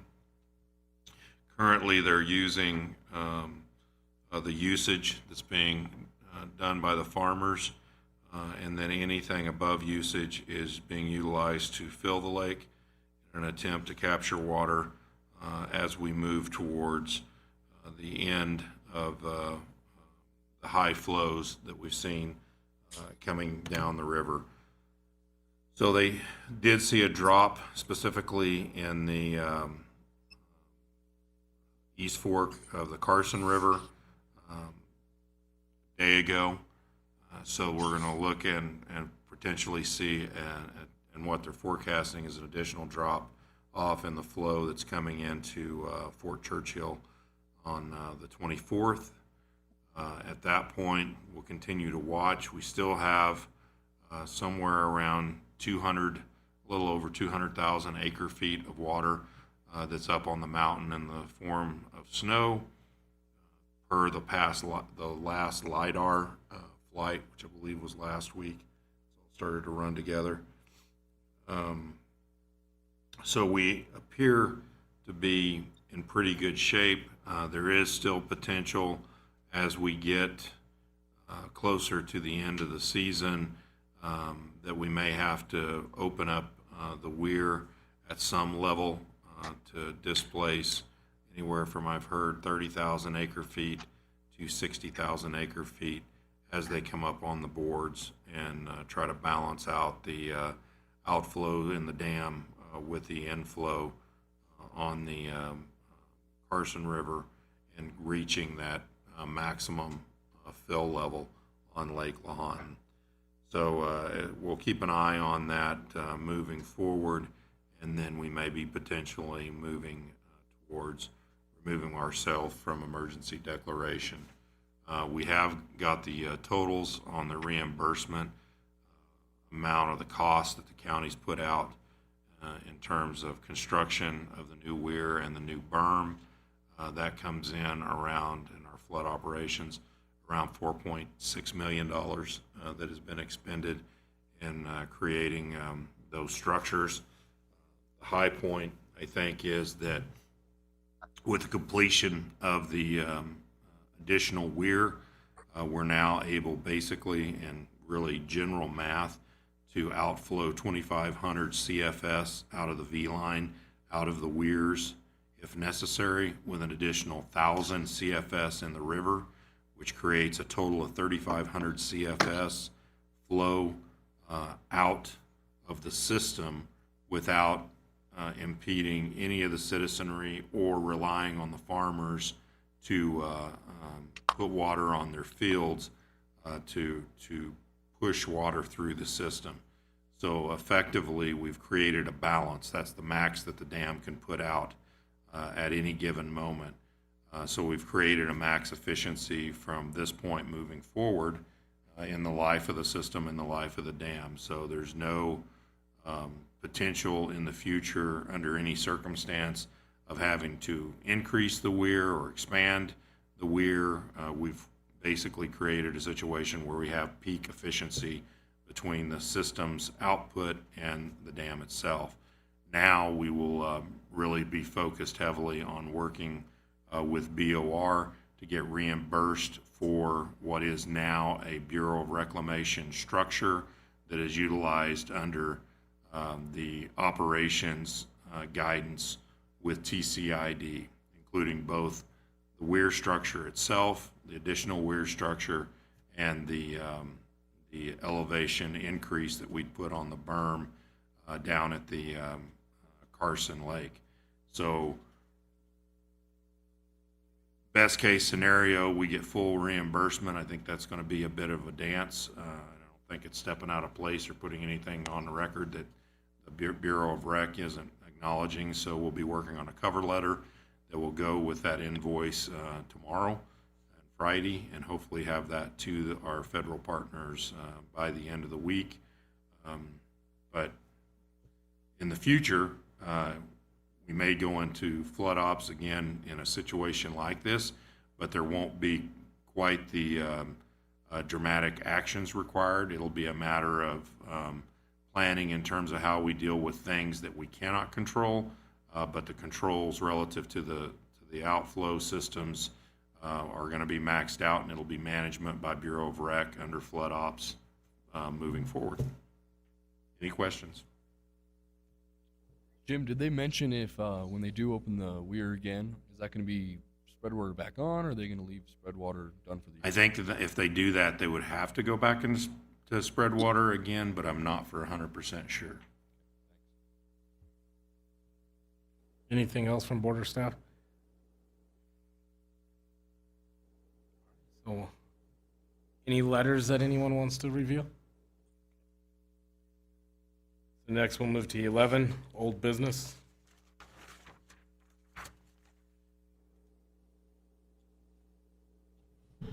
Take this under A. Under A, which will be Carson Water Sub-Emergency District's final budget for fiscal year 2023 and 2024. And it says Edwin James. I know in here. He's not showing that. Mr. Chair, I think that's the letters. Oh, I'm on the wrong thing. Yeah, Forget switch what I just one more did. page, sorry. Okay, now I know where I'm at. So we got renewal of professional service contract with Charles B. Woodman Esquire in the amount of $80,000 for indigent legal services and the amount of $40,000 for representation of individuals in NRS 40 or 432B, juvenile temporary protection order cases and guardianship cases effective July 1st, 2023 through June 30th, 2024. Mr. Chairman, Jim Barbie for the record. This is the extension renewal of the existing contract that we have with Charles B. Woodman. This relates to our multiple programs that we have, but primarily with the Public Defenders Program, that this is our third tier conflict contract, but they also would pick up contracts relative to exceedance in number of cases that Public Defender can support. And the only change that we really have in this contract from the previous one is an adjustment of the per hour when they have to do specifically, I think, prep for cases and presentation in front of the court, from the 100, which was previously the contracted amount, to the 150. It makes it reflect what we've already approved in those that go out and above our conflict counsel. So this is basically just a continuation, of that public defense piece. Any questions or comments from board or staff? Any public comment?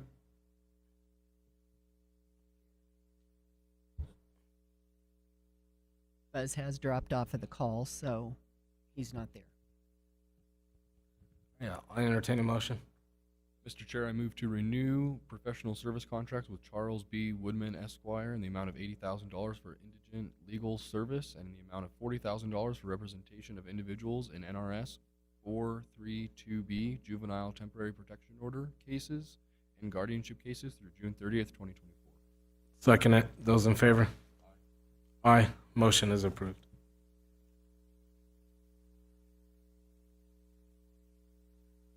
Next, we have consideration of possible action, renewal of a professional services contract with Savant Consulting LLC on an as-needed hourly basis at the rate of $75 per hour for the provision of services acting as Churchill County's appointed counsel program coordinator to support its indigent defense service program effective July 1st, 2023 through June 30th, 2024. Mr. Chairman, thank you. Jim Barbie for the record. Again, this is a continuation of the previous contract that we've had for 1 year that has been extremely successful. Savon Consulting has managed all of the paperwork and the assignment of counsel on the public defender side and all those parts and pieces in working with Indigent Defense, and has also reestablished our new baseline cost number in working with Indigent Defense, which directly affects the yearly reimbursement rate in which the county is able to receive above and beyond what our baseline costs were in public defense as established in 2018. So this has been a tremendous benefit to the county, both in terms of management staff time as well as financially. So we bring this forward requesting the extension. Any questions from board or staff? Any public comment? I'll entertain a motion. I move to approve renewal of a contract with Savon Consulting LLC for fiscal year 2024 for the provisions of professional services acting as Churchill County's appointed council program coordinator to support its Indigent Defense Service Program and to authorize the county manager to execute it. And I'll second that. Those in favor? Aye. Aye. Motion is approved. Next will be C.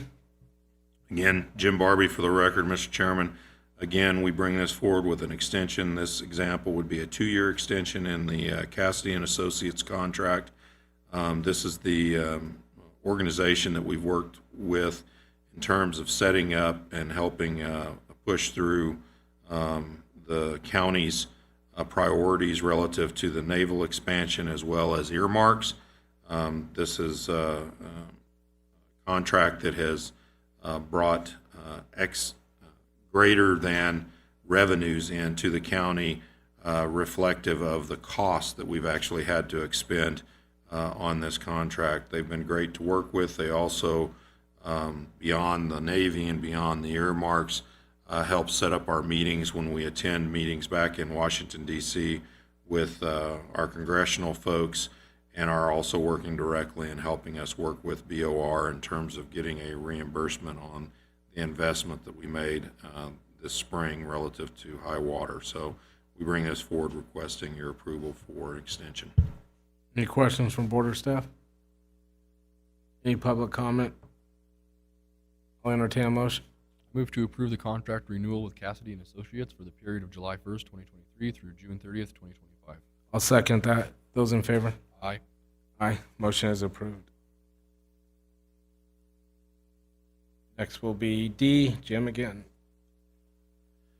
Jim Barbie for the record again, Mr. Chairman, and I'm catching up here. So again, these are, the next 3 are part of our naval partnership cooperative conservation easements that benefit both the Navy in terms of their sound issues that they have, and then benefit the county in terms of conservation easements that keep water rights on the properties moving forward, and removes those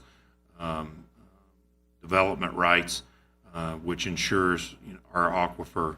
And I know this is all information that you know, so on each one of these, this first one will give 101 acres of land into conservation easement with 73 water-righted acres as part of that easement. We recommend approval of this. Any comments or questions from board or staff? Any public comment? I'll entertain a motion.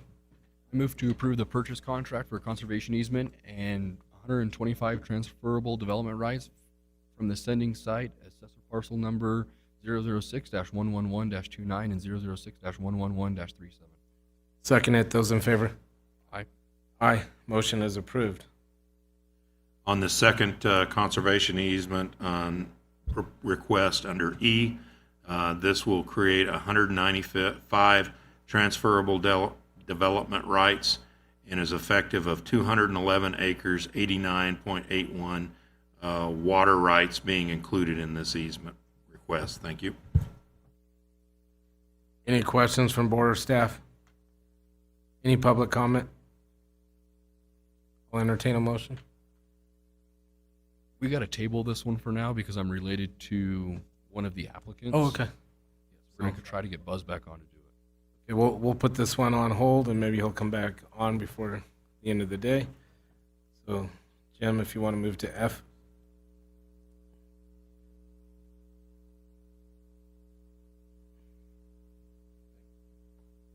Thank you, Mr. Chairman. This is F, which would be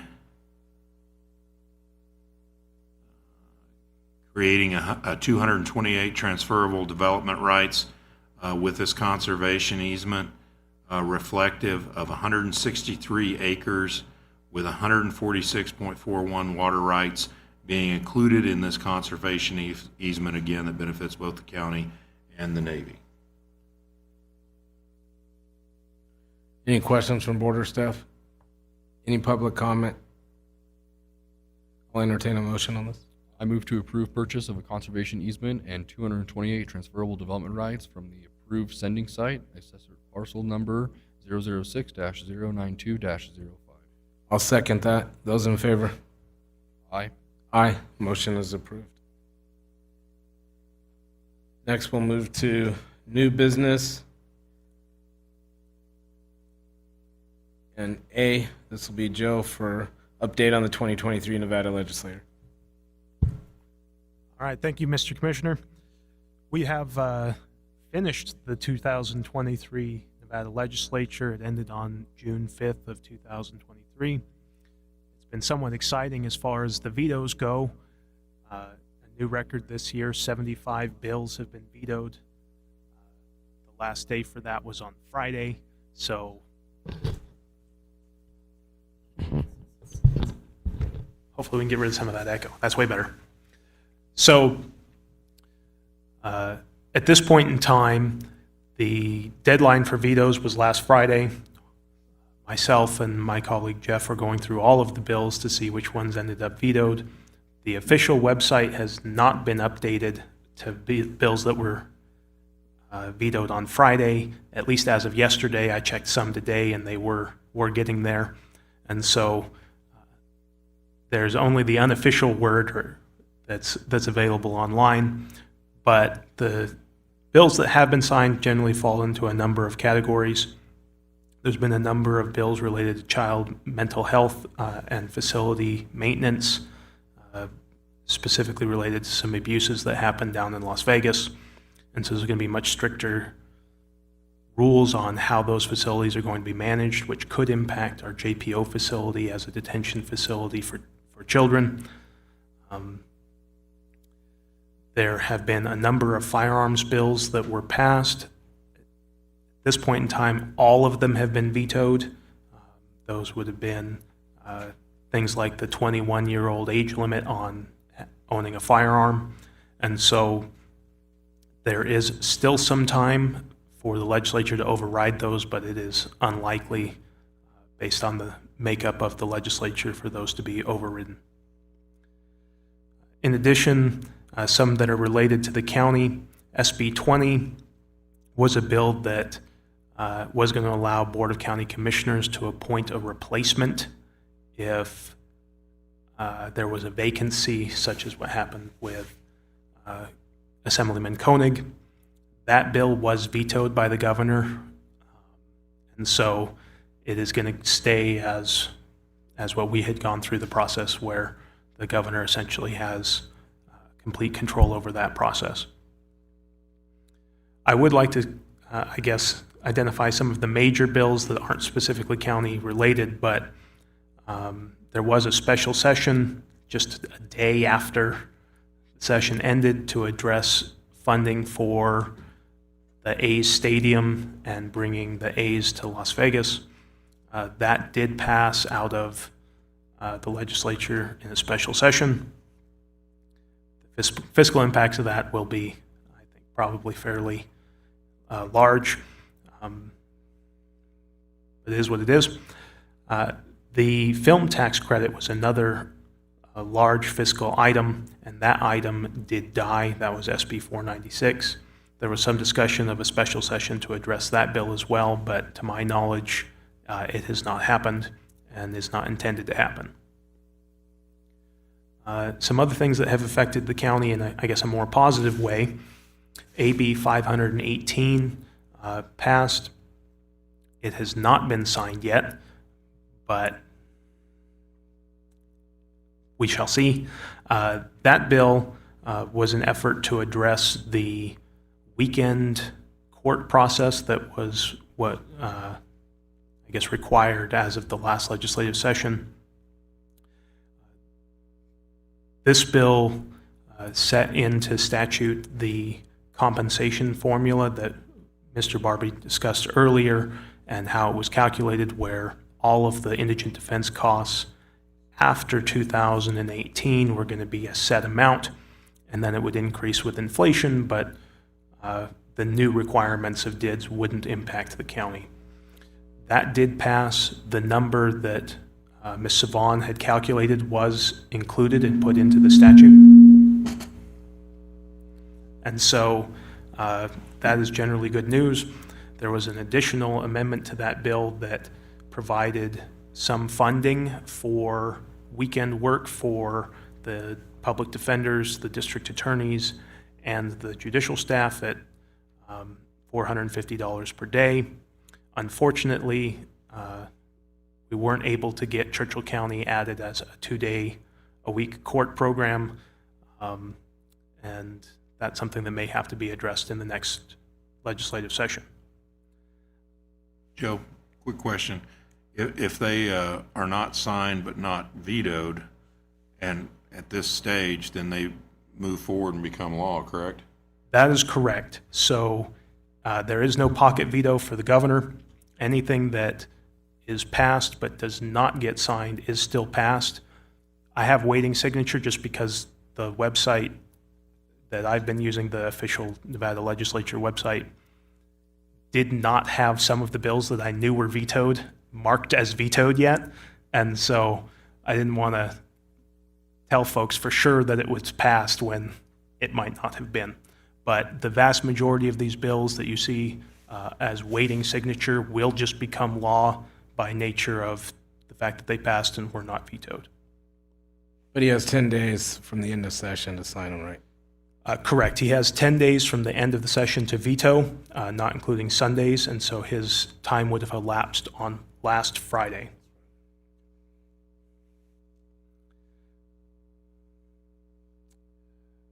Any further questions for Joe?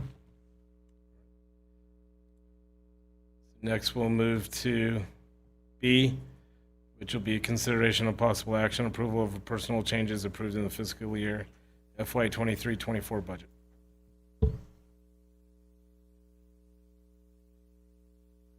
Good afternoon, Commissioners. For the record, Joff Stark, Human Resources Director for Churchill County, here this afternoon to get formal approval of the personnel changes that were approved in the budget.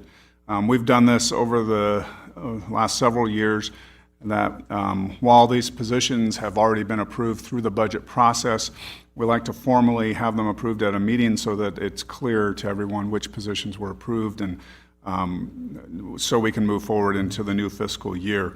And so what we've done is listed out all the different positions that are in there with some proposed hiring dates.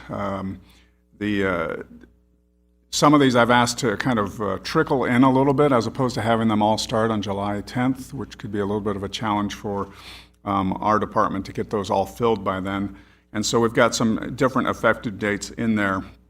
One of the things, to be clear, the board has budgeted for the positions for the full fiscal year. If there was a need to hire, an ability to hire someone sooner, for example, if a newly created position had another opening and we were advertising for that opening, we would want to go ahead and hire for both spots at once as opposed to wait till the date that's on there. Most of these are pretty, I think the board is pretty aware that all these were approved through the process, but I just want to get a formal okay to go forward, and we can start making those changes and start bringing those positions on board. Some of these are newly created positions, so new positions for the county, which will require some new job descriptions. We don't have those yet ready, but we'll bring those at a future meeting to get those approved as well. So, with that, I'll take any questions you may have. Any comments or questions from the board? Any public comment? I'll entertain a motion. I move to approve the personnel changes for fiscal year 2023, 2024 as indicated in the agenda report. Do I have a second?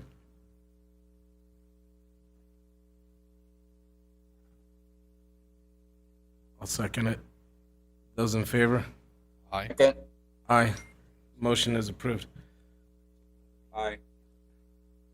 Alrighty, Buzz, we're gonna move back to 11E, which is Smith Conservation Purchase Agreement. Miles isn't able to vote on this one due to Okay. a family member. Understand. Thank you, Mr. Chairman. Jim Barbie for the record. Again, Would you like me- this is one of our conservation easements, if you can hear me, Commissioner Sharman. So this will be a easement on 211 acres with 89.81 of those acres being water righted, and will create TDRs. Going back to it, sorry. This will create 195 TDRs to be transferred from this conservation easement. Thank you. Any questions or comments from the board or staff? I'll be abstaining due to family conflict. Any public comment? I'll entertain a motion. I'd like to make a motion to approve the purchase of a conservation easement of a high transferable development rights from the approved sending site, parcel numbers 006-55337 and 6-55341. And I'll second that. It's been moved and seconded. All those in favor? Aye. Aye. Motion is approved. Thanks, Buzz. Next, we'll move 12C, which is approval of pay table FY 23-24. Again, for the record, Joff Stark, Human Resources Director, and in conjunction with approving the new positions for the fiscal year, we also like to formally approve the pay tables for the upcoming fiscal year. And so those are what's included today. As indicated in the agenda report, the board approved a 5% increase for non-represented county employees. That increase is then offset by a PERS contribution increase. And so for our non-police fire folks, that results in a 3.125% net increase. For our police fire PERS people, that's a 2.0% increase. And then also the dispatch pay tables have been reduced by the 1.875% because of the PERS increase. Also, in July, the minimum wage goes up to $11.25 an hour. So that does affect some of our positions. So we've proposed new pay tables for our interns and lifeguards. And we've also moved our camp counselors up 2 grades to also make sure that they are receiving at least the Nevada minimum wage. So all the pay tables are in there. We will need signatures on those, and I'm available to answer any questions you may have. Any questions from board or staff? Any public comment? I'll entertain a motion. I move to approve the pay tables for fiscal year 2023, 2024 as submitted effective 7/10/2023, reflecting the following. It's been moved and seconded, or been moved. Do I have a second? Second. It's been moved and seconded. All those in Second. favor? Aye. Aye. Aye. Motion is approved. Thank you. Thanks, Jeff. Next, we'll move to D, which will be Linda, which is consideration possible action approval of a special assessment on each taxable parcel in the Carson Desert Groundwater Basin totaling $24,000, and to certify the amount of the special assessment to be entered on the 2023-2024 secured tax roll by the county treasurer. Linda Rothery, Clerk Treasurer for the record. I am gearing up, as our new fiscal year is coming up for another tax year, and I received letters to levy special assessments. We have received our annual letter from Nevada Division of Water Resources regarding our Carson Desert Water Basin. This special assessment will be added through our tax roll as a separate fee and will be attached to specific parcels. I will bill and collect these fees for fiscal year 2023. I'm looking for the board approval to levy the special assessment, and I'd be happy to answer any questions. Any questions from board or staff? And this is one of the ones that they did last year where you just have to do it because it's there no matter what. Yes, this is a recurring. Recurring one.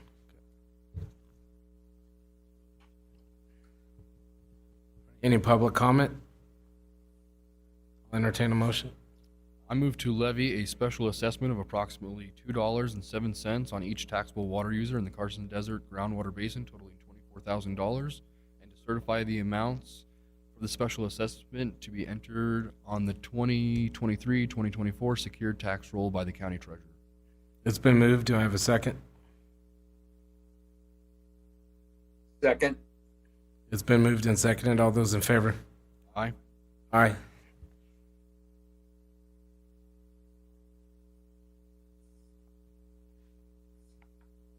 Motion approved.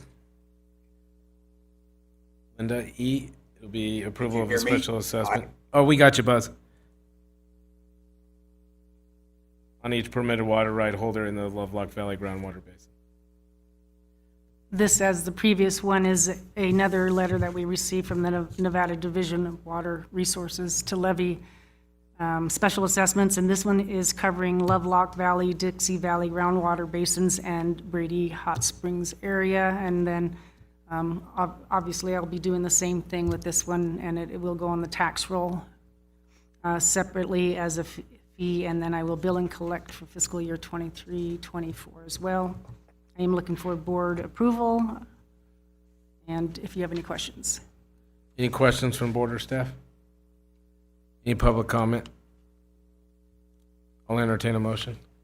I move to levy a special assessment on each permitted water right holder in the Lovelock Valley groundwater basin totaling $142.67, on each permitted water right holder in the Dixie Valley groundwater basin totaling $10,119.34, on each permitted water right holder in the Brady Hot Springs area totaling $17,052.43, and to certify the amount for this special assessment to be entered onto the 2023-2024 secured and unsecured tax rolls by the county treasurer.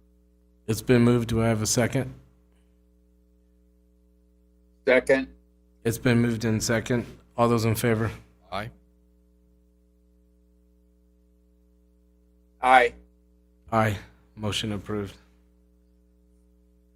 We'll move next to F, which is consideration of possible action, affidavit of mailing delinquent tax notices from the Churchill County Clerk Treasurer pursuant to NRS 361.5648. Thank you, Linda Rothery, Clerk Treasurer, for the record again. Through our delinquent property tax process for the 22-23 tax year, and then I am required to submit an affidavit of delinquent property tax notices out to everybody. We mailed approximately 1,151 delinquent notices to property owners on March 31st, 2023. Of the 1,151, 49 notices were returned. I am looking for board to approve my affidavit, and I am happy to answer any questions. Any questions from board or staff? Any public comment? Jeff?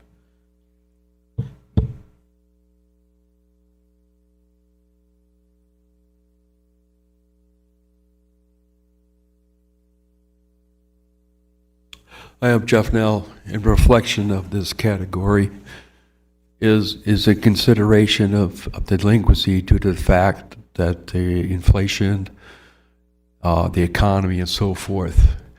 Hope there is some reflection and at least give some relief. So it's it's beyond people's ability because the job creation has gone down, finances and so forth, insurance is going up and so on. That's what I'm concerned about. Linda, the majority of these people pay when they get these notices. Yes. So we send out the 1 year, 2 year, 3 year notices, and yes, we get, the majority of them will come in and pay because we sent them those notices. So it's like I won't have that 1,000 sitting out and going into our 23, 24 tax year. I'll entertain a motion. I move to approve the affidavit of mailing delinquent tax notices and to note such in the minutes of the meeting. Do I have a second?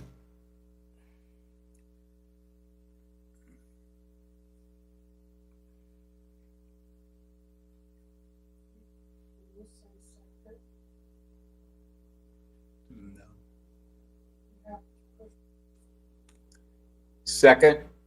Gotcha. It's been moved and seconded. All those in favor? Aye. Aye. Aye. Motion approved. Thank you, Linda. Thank you. Next, we'll move to G, consideration of possible action, reappointment of Scott Nelson to the Churchill County Planning Commission to serve another term through May 31st, 2027. Thank you, Mr. Chairman. Jim Barbie for the record. Scott Nelson has served a term on our county planning commission, and we are bringing forward his recommendation to serve an additional term. Thank you. Any questions or comments from board or staff?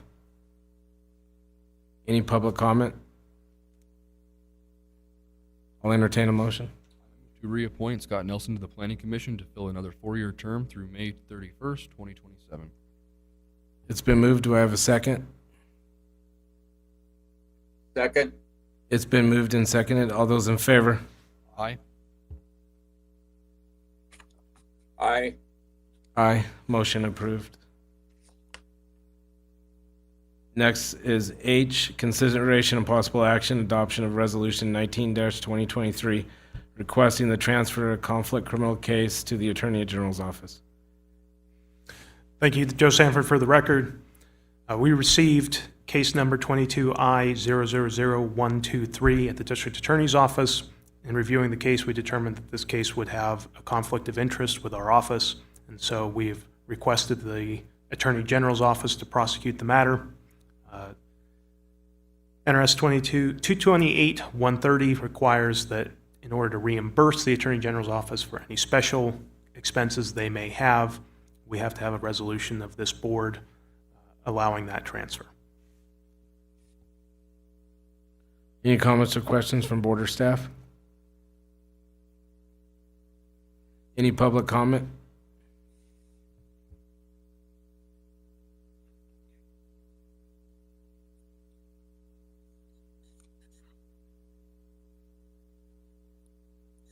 Hey, I'm Jeff Nell. I had an incident on private property, Churchill County property, that it was entered without cause. In a sense, it did not have a warrant. You claim a certain policy and stuff this way. I was really, really irritated with it. It came to the Planning Commission, and then it was denied. The Planning Commission needs to be restructured, in my opinion. Don't come on the property unless you have just cause of a warrant, the Fourth Amendment, okay? That's a very sad thing and very embarrassing for the county, in my opinion. Thank you. I'll entertain a motion. I move to adopt Resolution 19-2023 requesting the assistance of the Office of the Attorney General in a conflicted case. It's been moved. Do I have a second? Second. It's been moved and seconded. All those in favor? Aye. Aye. Aye. Motion approved. Joe, do I need to read this one into the record? Yes, please.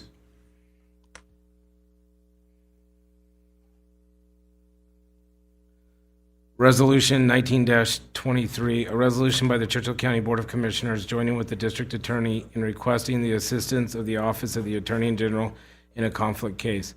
Whereas the district attorney has received a case for prosecution which creates a potential conflict of interest with the district attorney's office, and whereas the district attorney is requesting to have the Office of the Attorney General assigned to review and prosecute the conflict of interest case, and whereas pursuant to NRS 228.130, the Attorney General or his Deputy Attorney General may prosecute a case upon the request of the district attorney, which is supported by a resolution of the Board of County Commissioners. And whereas the Attorney General is entitled to reimbursement for expenses incurred in a prosecution as set forth in NRS 228.130. Whereas the Board of County Commissioners desires to join with the district attorney in requesting the assistance of a Deputy Attorney General in a conflict case identified as law enforcement case number 22I000123. Now therefore be it resolved by the Churchill County Board of Commissioners that the assistance of the Office of the Attorney General is requested in a case identified as law enforcement case number 22I000123 due to a potential conflict of interest. Passed and adopted the 21st day of June 2023 by vote of the County Commissioners. So next we'll move to I, consideration of possible action, ratification of a purchase agreement for real property located at 2255 KC. Yeah, we did. It was unanimous. I already did it. Okay. You could have stopped me. He gave us a break. So, Very well done. next we'll move to I, consideration of possible action, ratification of a purchase agreement for real property located at 2255 KZ Road, APN 008-361-11 in the amount of $425,000. Thank you, Mr. Chairman. Jim Barbie for the record. I'll give the background, and then if I miss anything that we legally need to put on the record, Joe will take care of me. This is the property located between basically where you would, the little shopping center that has, I think it's Dottie's Casino in there, and then headed into Walmart if you come in off of Casey Road. This is that trailer park area that's just less than 2 acres. We've identified previously in multiple conversations the poor effect this has in terms of the looks of our county as you come into the city. Much of the property has been condemned as unlivable.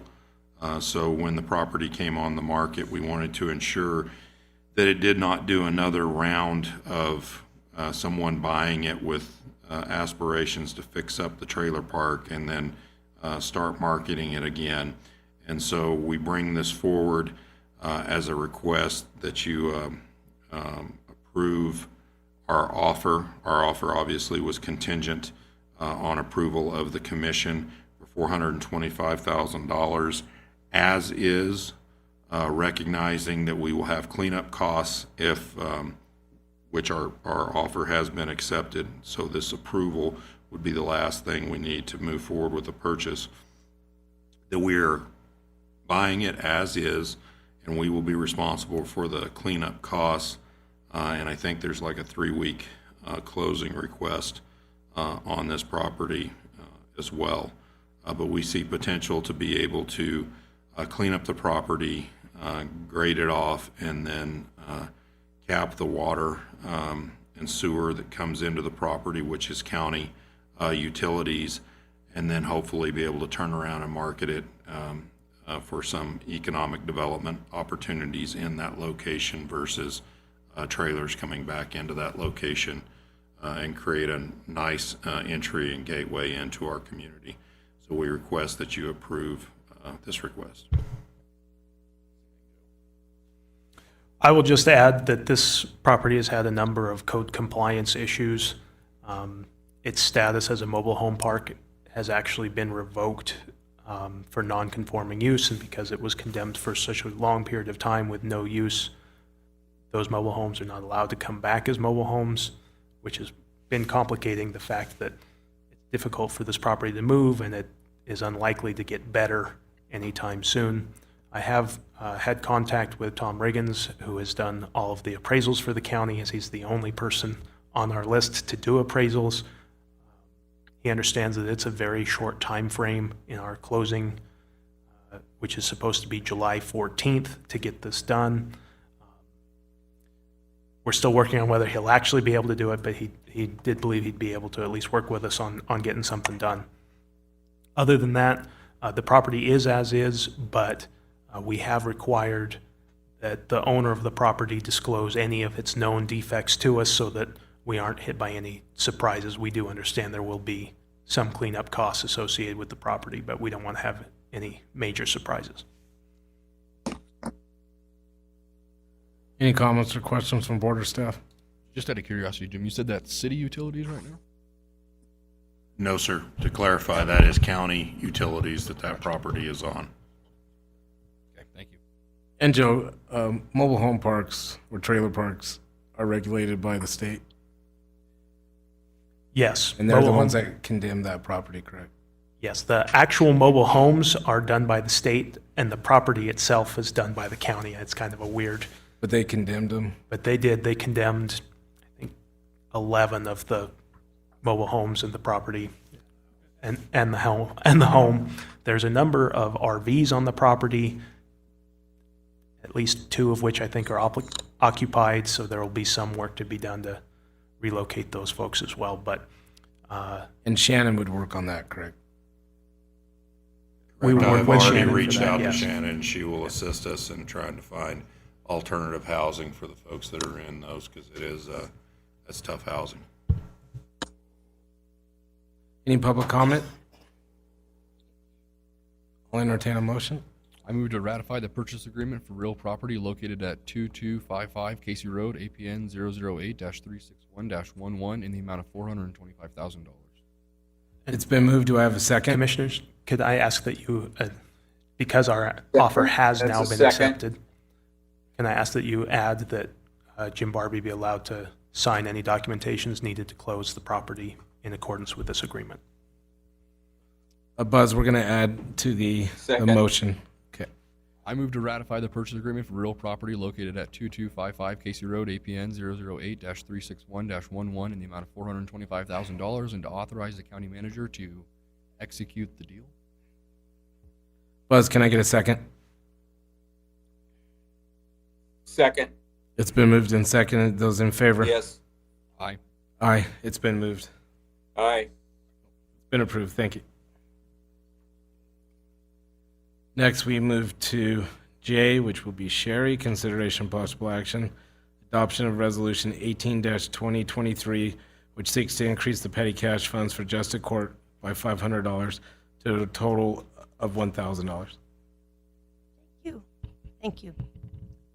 This is from Justice Court. They are working on drawers, and so this is mainly just to make change for all their customers that come in, and they're saying that they don't have enough cash to make change, so they're requesting additional $100 per drawer so that they can make change. Just ask you to approve this, please. Any questions or comments from the board? Any public comment? I'll entertain a motion. I move to adopt Resolution 18-2023 to increase the petty cash fund for Justice Court to $1,000. It's been moved. Do I have a second? Second. It's been moved and seconded. All those in favor? Aye. Aye. Motion approved. Aye. Motion approved. Thanks, Buzz.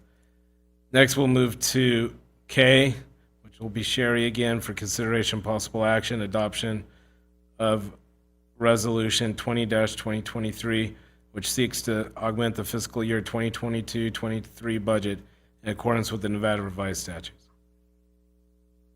Thank you. Right before you are, this is the budget augmentation. This is actually increasing the budget for various funds within the county. This was published on last Friday, and I wanted to make note that in my publication, I dropped a 0 on the oops, I don't have to say that, yes. I dropped a 0 on the $5,699,000 that was being augmented for the general fund, and I tried to change it with the publication, but I was too late, and I checked with taxation, and they just asked that I pointed out at the board that the commas were all in the right spot. It was obviously a typo, but so there I am pointing it out. Sorry. Anyway, if we go to the general fund, what we're increasing here is the greater than anticipated fund balance of $1,199,000. And then what I'm also requesting is that we take $4,500,000 from the Navy expansion money, the $20 million, and we put it into the general fund as revenue to cover the flood expenditures until for possible reimbursement, since we will not be getting any kind of reimbursement by next week. So I'm asking that we take that, and then the remaining balance would be put in as a reserve for the district court building. That's what I'm asking for in the general fund. If we drop down to the road department, we're augmenting that by $120,000. And what I'd like to use for that is the stabilization fund, which the board had already approved $500,000 out of the stabilization fund to cover the flood expenditures. And this would cover the overtime that was above their normal expenditures within the road fund. If we go down to the water resource fund, I'm asking for $46,500 for that, which is to cover the groundwater basin fees that we get. We get them, like Linda had spoke of earlier. We charge them and then we return them to the basins, the districts. And then in the building reserve fund, we have a greater than anticipated fund balance of $660,725,000 to augment that. And then I'd like to also use some of the fund balance of $967,275 to cover the projects that were approved by the board throughout the year but were unbudgeted. We had the drum building, which is about $11,000 so far this year. We had the 3C stalls and covers, which were about $1.1 million. The cottage school, which is about $62,000. The CAPS building was $160,000. CCCOM remodel, we've spent $41,000. The Wild Goose property that we purchased was about $316,000. The admin camera system was $13,000. These are rounded, by the way. And then the Rafter 3C sound system was about $97,000. So we need to cover those with the fund balance. And so these are the augmentations that I'm requesting in this resolution. Do you have any questions? Any questions or comments from board or staff? Any public comment? I'll entertain a motion. I move to adopt Resolution 2023, which augments the fiscal year 2022-2023 budget in accordance with the provisions of the Local Government Budget Act and NRS Chapter 354. Furthermore, directing the Comptroller's Office to forward the necessary documentation to the Department of Taxation to be in compliance with the applicable Nevada revised statutes. It's been moved. Do I have a second? Second. It's been moved and seconded. All those in favor? Aye. Aye. Aye. Motion approved. Next, we'll move to L, consideration and possible action, budget transfer number 1 for fiscal year 2022-2023. Thank you. This is just basically moving money between funds. It's not increasing the budget at all. It's just moving money to true up the budget. I ask for that approval, please. Any questions or comments from the board or staff? Any public comment? I'll entertain a motion. I move to approve the budget transfers as submitted and make the transfers part of the official minutes of the Board of the County Commissioners as required by Local Government Budget Act. It's been moved. Do I have a second? Second. It's been moved and seconded. All those in favor? Aye. Aye. Aye. Motion is approved. Next, we move to M, which is consideration and possible action, approval of the automatic budget augmentation number 1 for grants for fiscal year 2022-23. Thank you. This is another housekeeping item where we get automatic augmentations of budgets for grants that we received. And this year, I'm asking for $160,500 that was to a grant received by the Sheriff's Office for the X-ray machine, and also money to the library for their collections development and their list of federal grant. Any comments or questions from the board?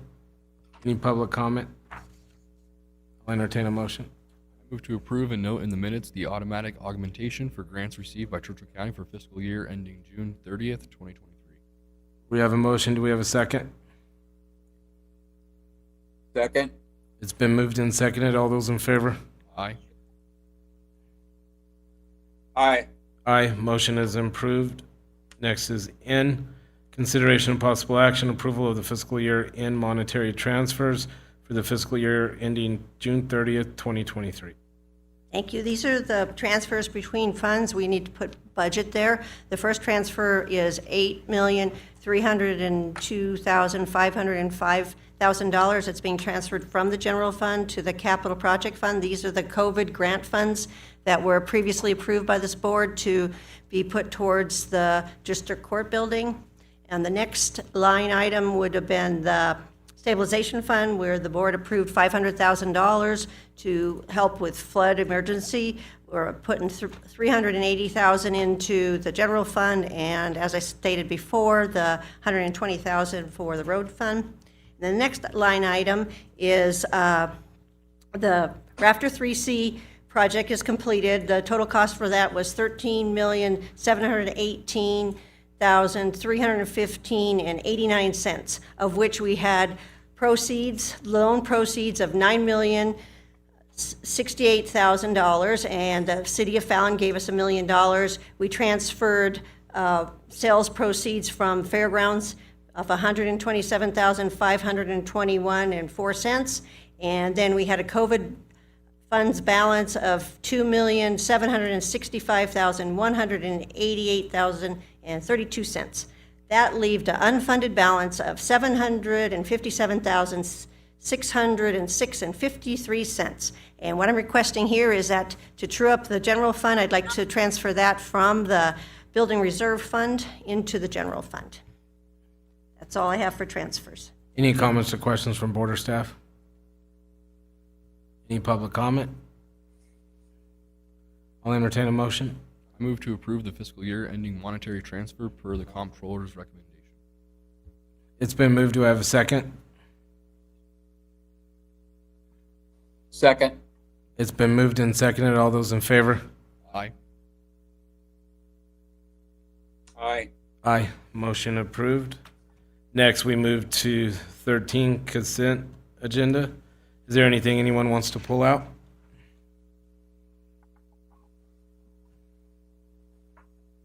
I'll entertain a motion. I move to approve the consent agenda as submitted. It's been moved. Do I have a second?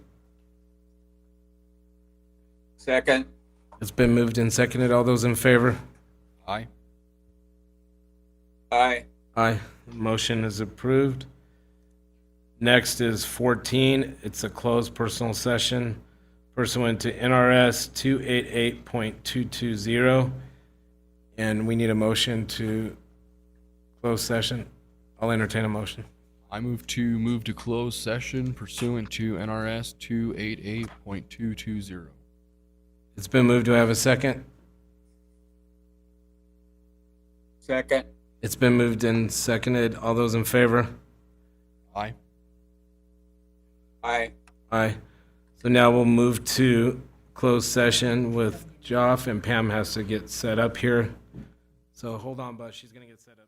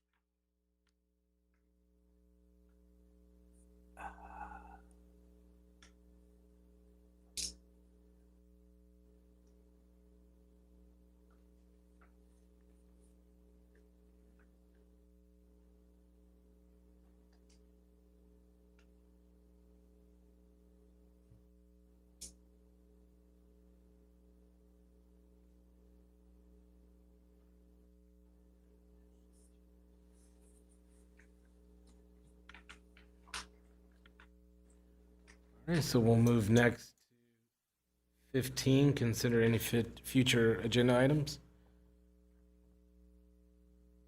Miles, you have anything for future? Okay. Buzz, any future agenda items? No, sir. Okay, so next we'll move to 16, Commissioner and Management Staff Reports. I'll go ahead and start. On Monday, on the holiday, we had a museum meeting, which went pretty well. So that's all I got right now. Miles? Last week on Tuesday, I had a fire board meeting. This morning, I had an RTC meeting. And then on the subject of flood water, I ran into a rancher today at Golden Gate and came up. I really don't know him very well. I've met him a couple times, and that's about it. But he came up and thanked me because we blocked off, by using the berm, blocked off all his fields from getting wet and filling all the drain ditches out there. So kind of finally a feel-good moment about that one. Buzz, do you have anything? I attended the youth center directors meeting last week. We talked about some fundraising, things like that. But that's about it. Jim? Just like I saw most of you at the Bronc event was, I think, positive. I heard that on I think it was Saturday or Sunday, they had 600 teams that went through the roping. I talked to those folks yesterday, and they were super excited, super positive about how things had gone. A lot of the folks participating in the Reno Rodeo are still actually staying here in Fallon, coming back to our facilities. And so I think that that's been a big success. And of course, they have the one coming this week and the DeGoya Rodeo. So good stuff happening there. Joe? Nope, I'm good. Sherry? Linda? I think you've talked enough, haven't you? Linda? Anything to pass? I'm testing this microphone, so is it working? There's an echo. I'm gonna go.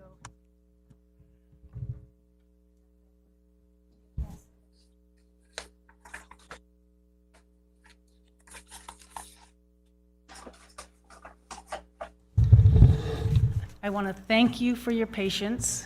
We are going to get this. We knew this was going to be our troubleshoot.